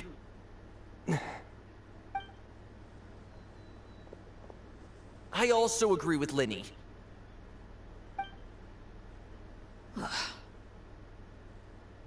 An order once given cannot be rescinded. However, given the extent of your determination, I suppose we shall have to go about this a different way. Draw your weapons and face me. Oh, Lord. Our weapons? Father, are you referring to a duel? Precisely. The rules of the House will not be altered. Traitors must be punished. However, resolving disputes with a duel is also one of our rules, one that also applies to me. Demonstrate a sufficient showing of strength, and I shall offer a concession. Wait. Beat Father in a duel? Impossible. Father is way too strong, even for Linny.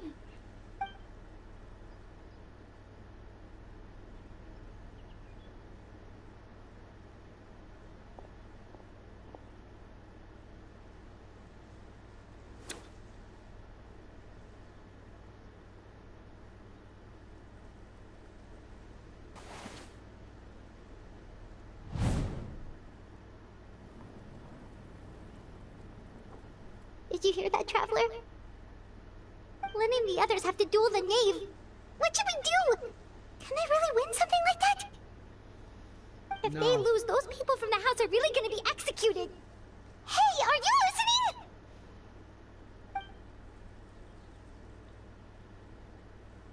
Oh, hello, I'm sorry, I can't say your name, but welcome to the stream. Don't you want to say a proper goodbye at least? Anger makes you impulsive. Sorrow causes you to waver.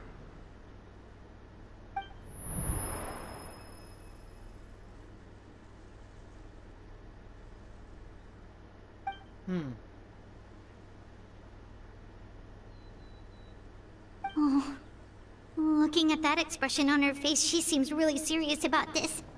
Guess that means there's no chance she's throwing the duel on purpose, huh? No.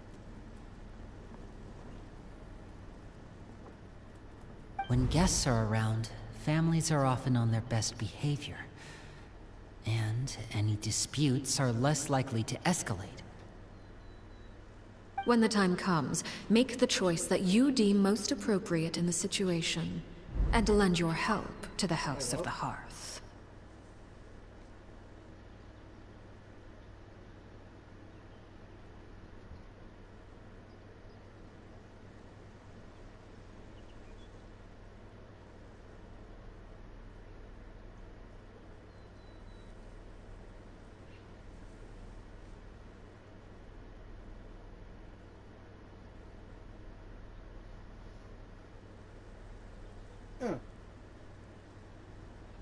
Sorry, I don't know that language, but I had to use my Google Translator and all that stuff. But welcome to the stream. But what's wrong, Traveler? Hey, where are you going? Traveler? I will join in. I'd like to see myself what the of the Fatui Harvester can do. You're asking to join the duel against the knave? If that's okay. I'll allow it. We do have a ready-made dueling ring at our disposal, after all. All I would advise is this. Keep a firm grasp on your weapon, and give it your all. Any less, and you may just lose your life. Oh, Lord. Here we go! About to face the knave.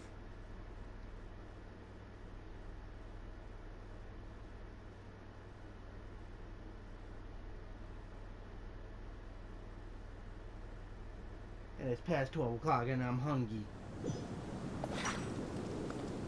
Oh, I don't have... Oh, Lord! No! Is it my turn now? Oh, behold!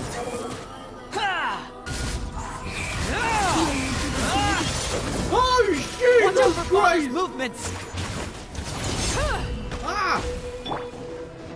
Propagate! Is it my turn now? Germinate! With these rising flames!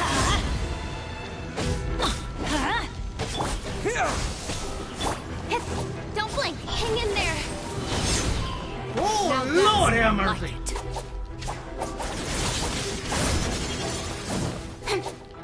Is it my turn now? With these rising flames! Quit following me, wretched vermin! Look out! Is it my turn now? Swallow fury! With the fall of darkness, destruction shall rise. Quit following me. Have a taste of purgatory. Too slow. And voila! Look upon the gale. Trapped like a bunch of helpless animals. Quit following me. Too slow. Look at you. Trapped like a bunch of helpless animals. Father's even stronger than I expected.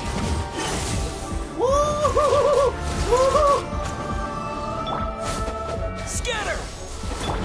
Let's light it up!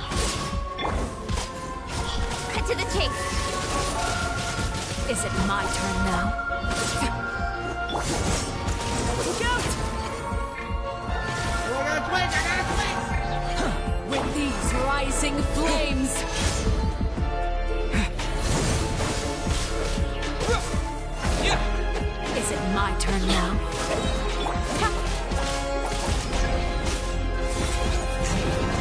Now's our chance! Energy. Running is of little use. Not bad. You've proven to be a worthy opponent after all. Ow! With these rising flames!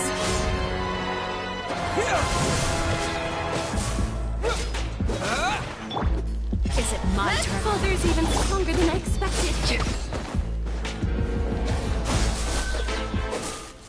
Got him! Woo!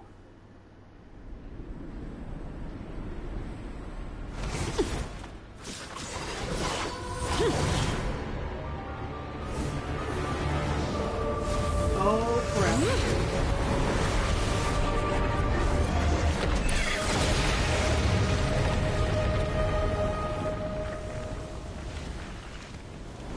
Oh god, this is our phase 2.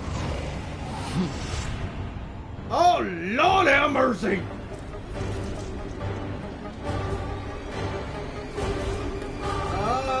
Might be in trouble. Ah, I'm in trouble! Sword away. My blade is all that remains.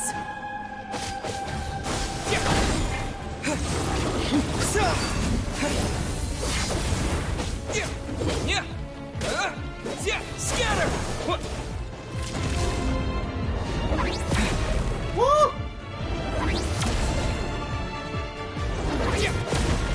Ow! I got hurt. Who's next?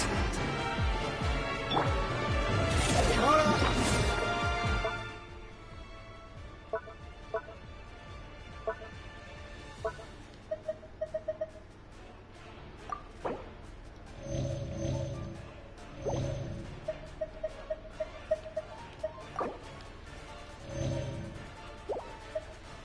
I gotta heal.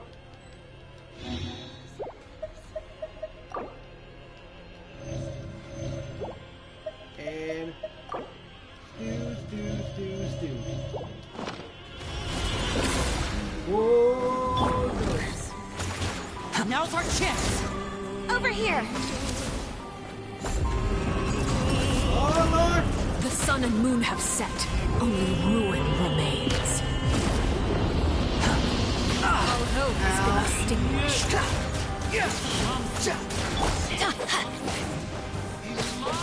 Watch out for Father's movements! Shout!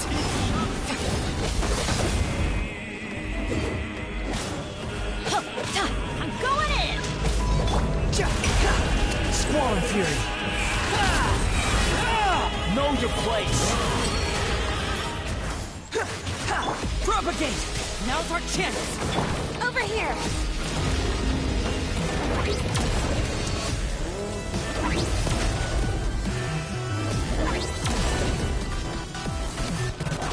Incoming. Hey! Woo!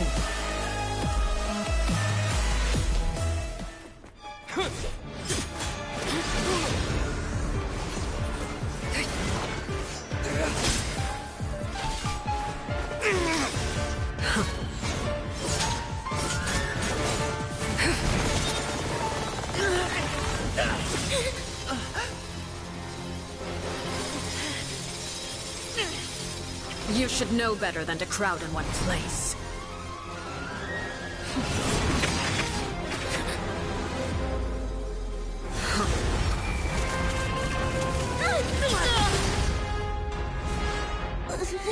Oh god! Oh, I know. No! I'm sorry, Father!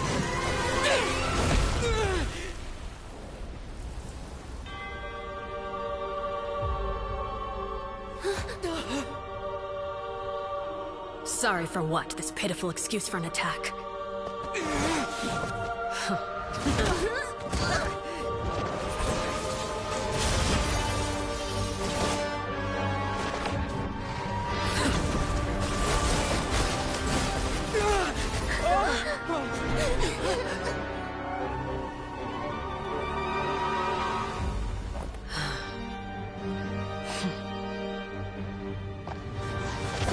No!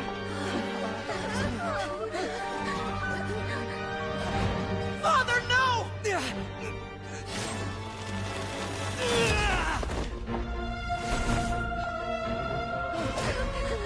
Made it out, did you? You're stronger than I expected.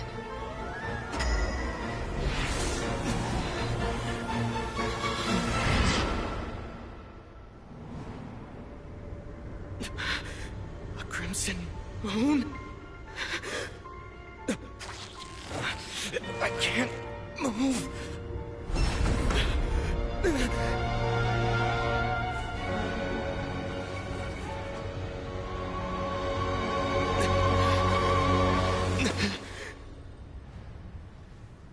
What the heck?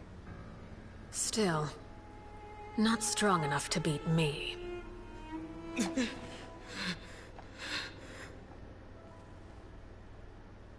Jesus Christ, I put fear of God in me! I think I tinkled.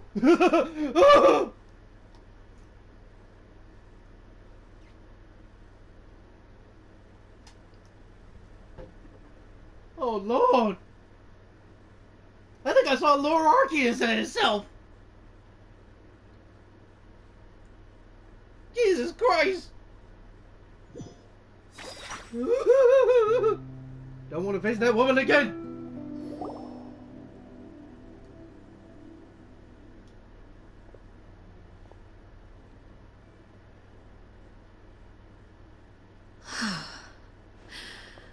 I believe we can end things here.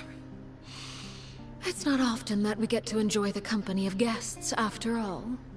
We wouldn't want things to get too out of hand. Brother, are you alright? Lenny!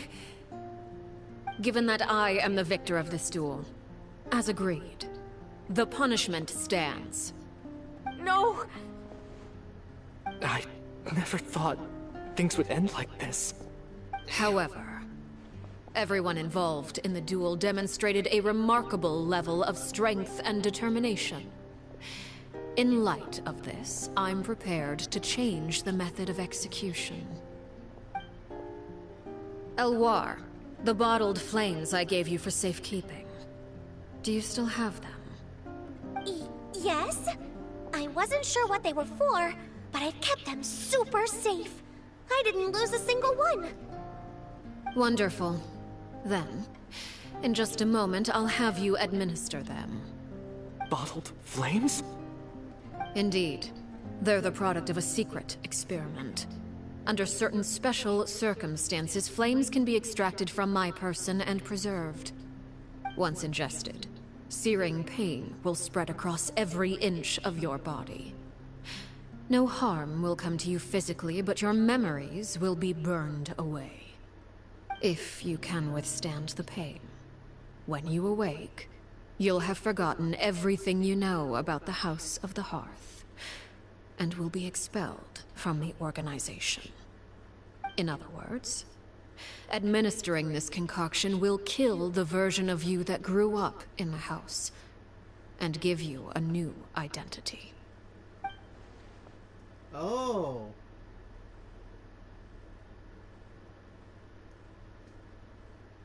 So she just lets them free, but had their memory erased. Huh. Because that guy with the scar, he was a member of the House of Heart and didn't even know who Alucina was, or father. Memory is a mysterious thing indeed. Losing a portion of your memories will alter your sense of self.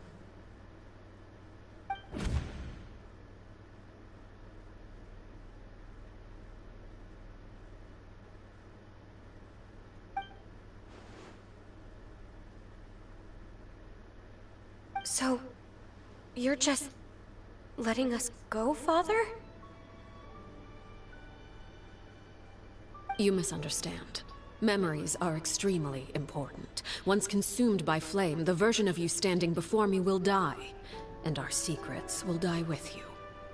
So no, I don't intend to just let you go, because the person who survives will be nothing but a stranger. Even so, I won't have to live in fear anymore. I'm sorry, Father. I'm sorry I let you down. But I Don't cry, Filial. You haven't left the house yet, so there are still rules to be followed, yes? Remember what I taught you. Anger makes you impulsive, sorrow causes you to waver. Don't let yourself be controlled by your emotions. Of course. I'll remember. Dry your tears, and go pursue the life you really want. Yes, Father. Chaplot, Fultz, Elwar. Take them back to Poisson. And bring Lenny and the others as well. I prepared 3 extra vials of bottled flames. As for whether to take them, the choice is yours. Goodbye, children. The next time we meet, I will no longer be your father. Thank you for all you've done for the house. I hope you have bright futures ahead of you.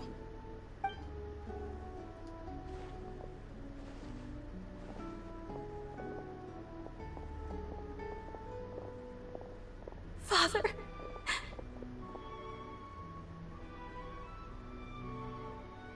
Let's go.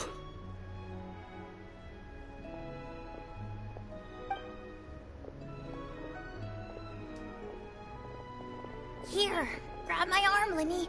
I'll help you walk back. Thank you.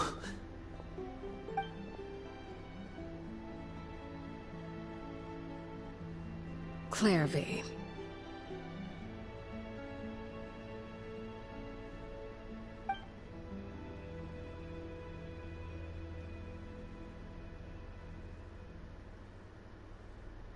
Huh.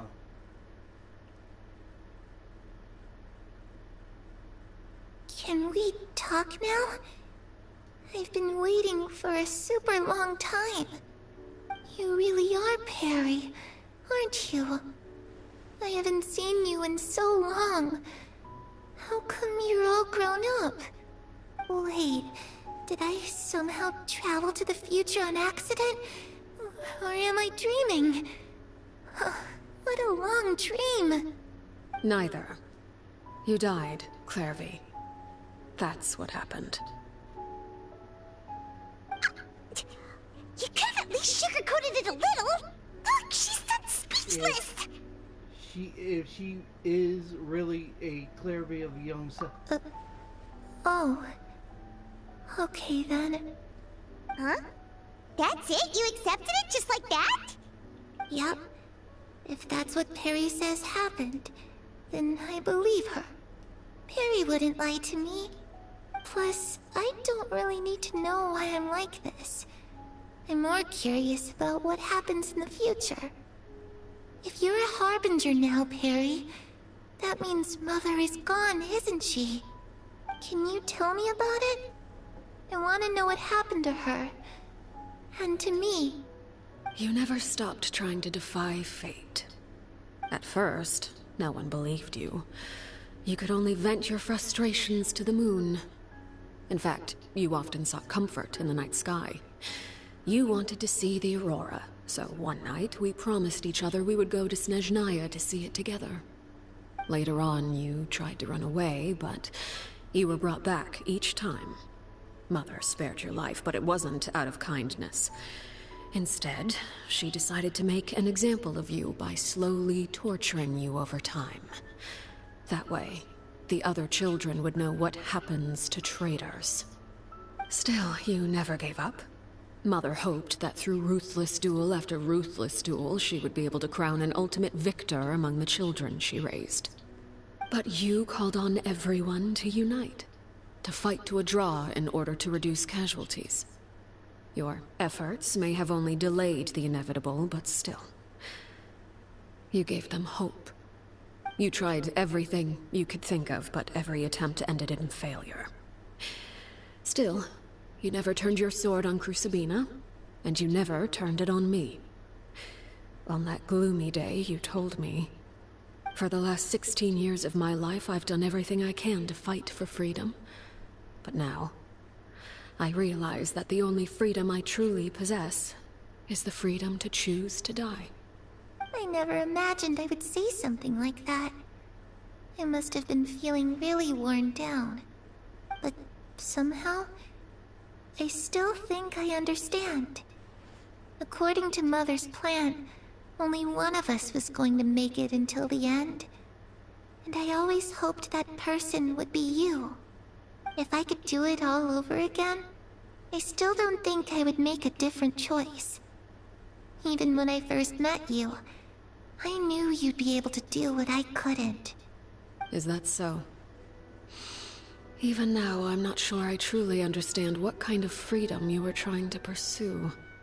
But as the head of the House of the Hearth, and as the children's father, I've tried to give them the most basic of freedoms. The freedom to choose their own fate. It's something I discussed with the Eudex of Fontaine. The children who want to leave the house will have their memories wiped clean of all secrets pertaining to the organization. In return, they will be allowed to live a normal life in Fontaine without being prosecuted for their past. Of course, I won't simply hand freedom to them on a silver platter. They have to fight for it and prove themselves worthy of it. Only freedom that is earned has true value. That's more than enough. That's exactly the kind of life I was fighting for. You know, Perry, I think you're a pretty amazing king, and a really great father, too. I'm really happy that you're the one who took over the house. I guess I do have one regret, though. I still haven't seen the outside world. Well, it just so happens that our dear guests over here have been to many nations and traveled to countless places. Perhaps they would be willing to tell you what the outside world is like. Really? Mm-hmm. Of course! We've traveled all over the place. We've got so many stories, we could probably talk your ears off for 3 days straight!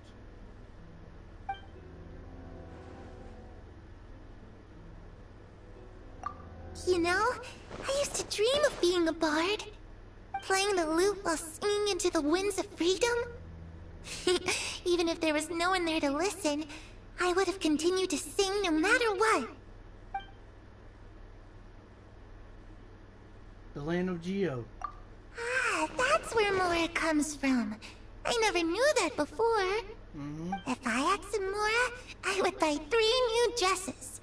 One for me, one for Perry, and one for Mother. It's just too bad Perry doesn't like wearing dresses. And Mother, well, she probably wouldn't accept something like that either. I guess I'd just have to keep them all for me then. I could wear a different one every day. The land of Electro. Those yokai you mentioned, what do they look like?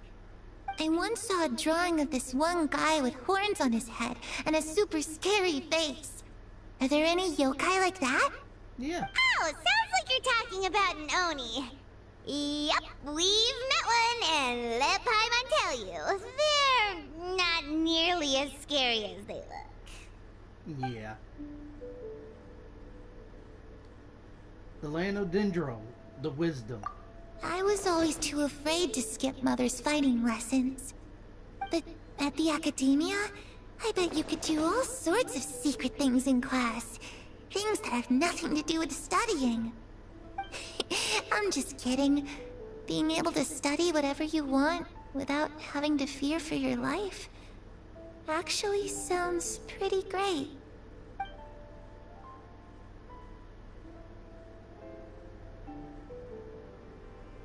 The situation was super dangerous. Lenny and Lynette were accused of committing a crime, and they were going to have to stand trial at the Opera Epicles. Oh no! That must have been hard for all of you. What happened next? Don't worry, we were able to turn the situation around super quickly. All thanks to Detective Paimon, of course. You still got that mustache thing? How'd you do that? Come on, tell me. Ahem. Okay, so it was like this. After the failed magic show, we rushed to the scene and...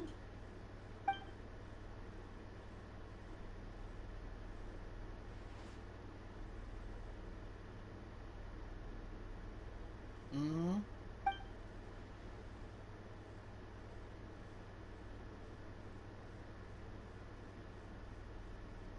Shadows don't have the capacity to learn or grow. Any new information they encounter is quickly forgotten over time.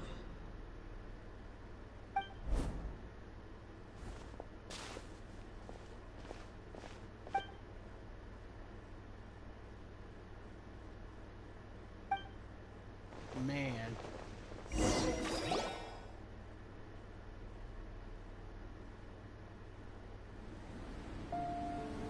Oh, here comes the sadness.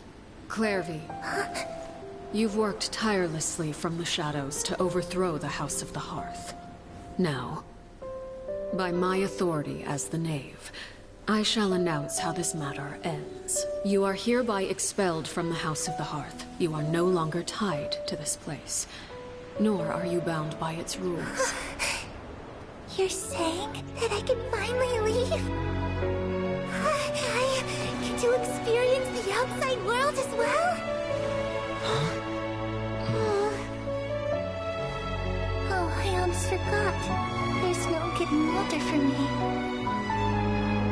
Still, seeing who you grew up to be makes me really happy, Parallel. Take care of yourself. Goodbye. May we meet again someday.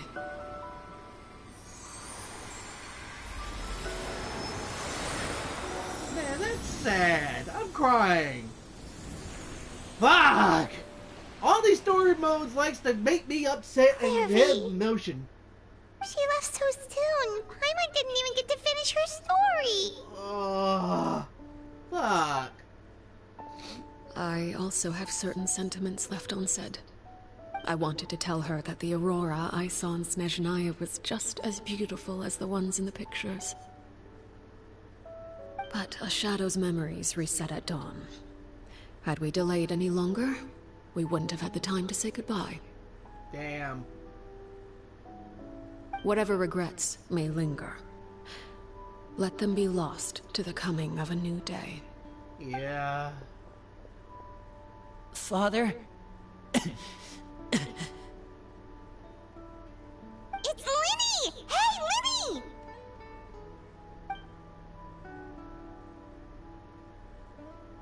What is he doing back here? Let's go check it out. Yeah.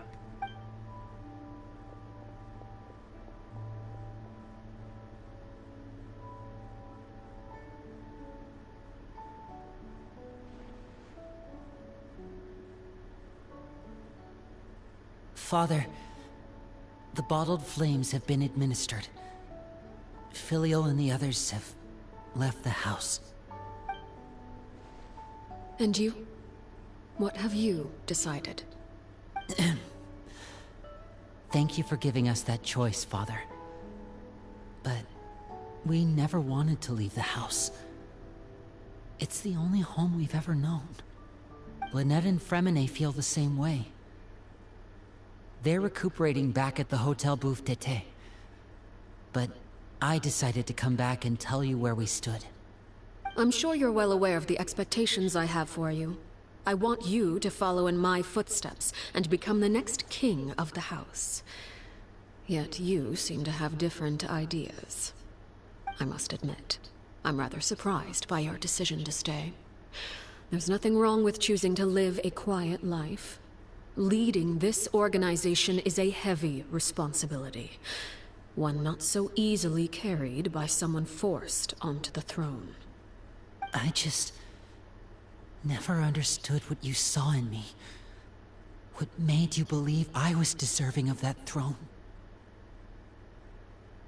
You're brave, talented, and, most importantly, you cherish your family. You would do anything to protect them, even if it costs you your life.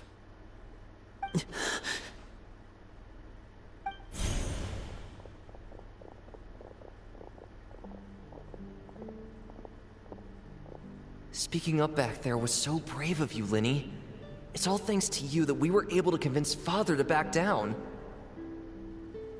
You're a hero, Linny. Hero? Father is the real hero.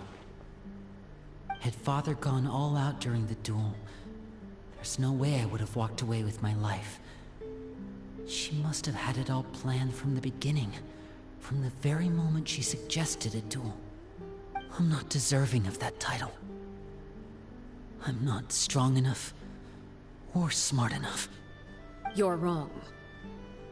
In my opinion, all you need to be deserving of the throne is conviction and the necessary strength to act on it.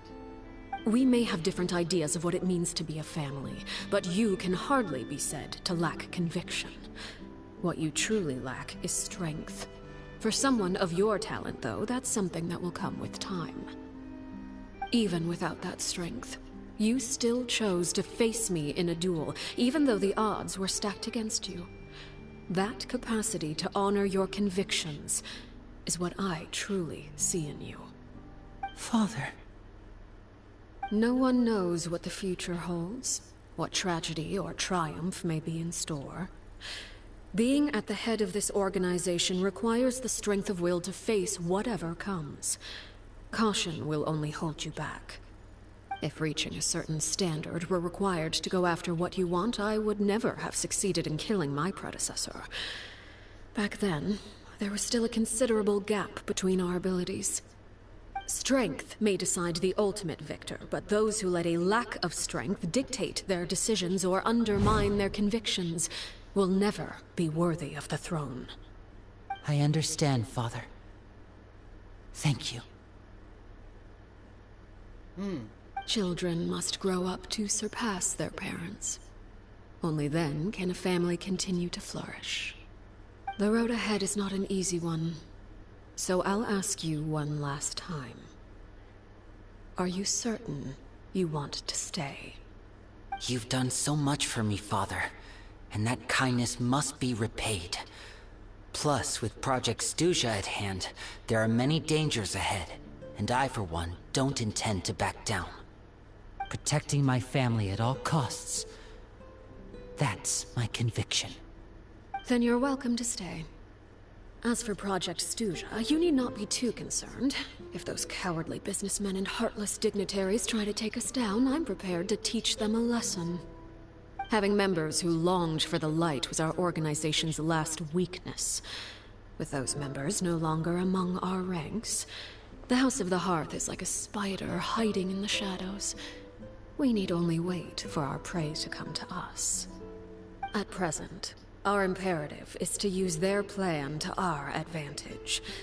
In doing so, a crimson moon shall rise amid the frigid blizzards of winter. No demonstration of loyalty shall go unrewarded, and no sacrifice shall be in vain. As for the two of you, whether we meet again as friend or foe, I'll remember the camaraderie we shared in this moment. No matter how arduous the journey ahead, I hope we both reach our desired destination. Well, that was, interesting, and I'm fully healed. Thank you, Benny. I think he helped out Bennett. Wait, is there a thing over here? Yeah, there's a treasure chest. Hold up.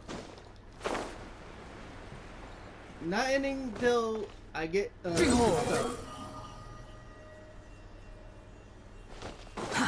Too slow.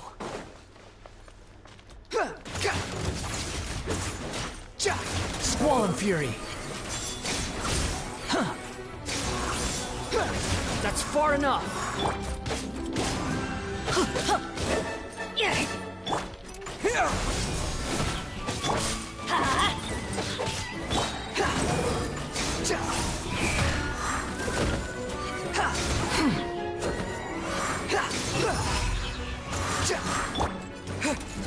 Scatter!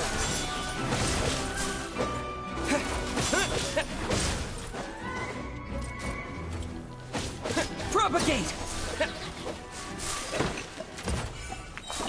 grabbing him.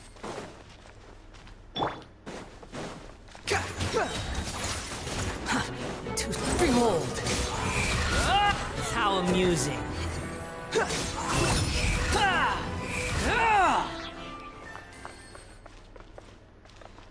What the?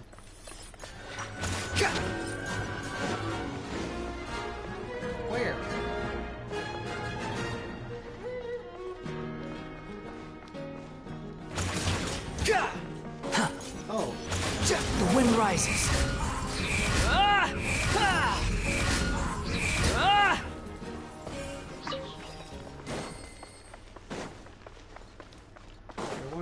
side?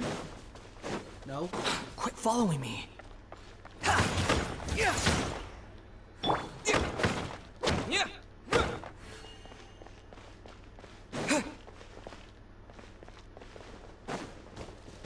This one?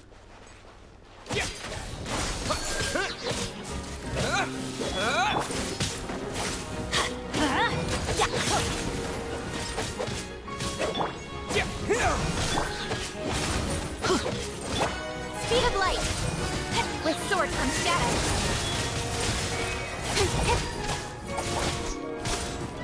Don't blink.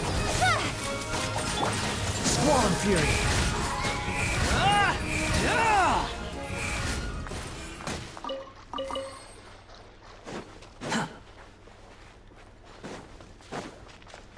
This still is not open.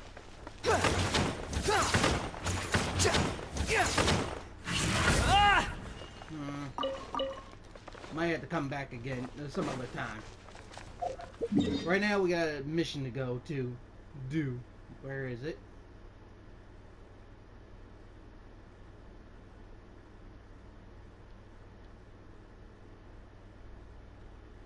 Where is it? Hold up. Wait, oh, I gotta wait 2 days. Hold up. Didn't see that. Oh, nope. Hit the wrong button.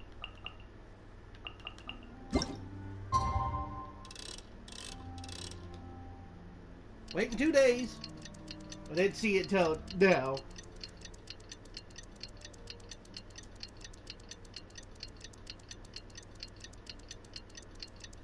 After this, I gotta end the stream and get something to eat. I'm hungry.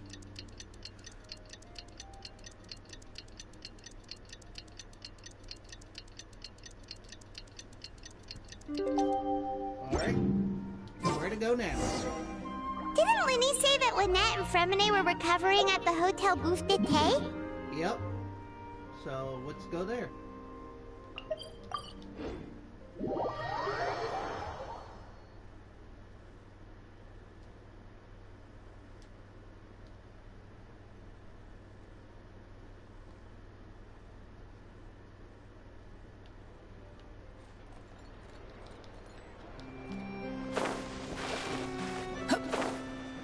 Parkour! Caca! Gotta stop doing that. Lynette? Fremine? How are you feeling? Much better. Whew, what a relief! Yeah. What about you? Are you feeling alright? I'm right as rain. I knew you'd come out unscathed. Us, on the other hand, well, we've been bedridden for 2 days. I couldn't even turn over.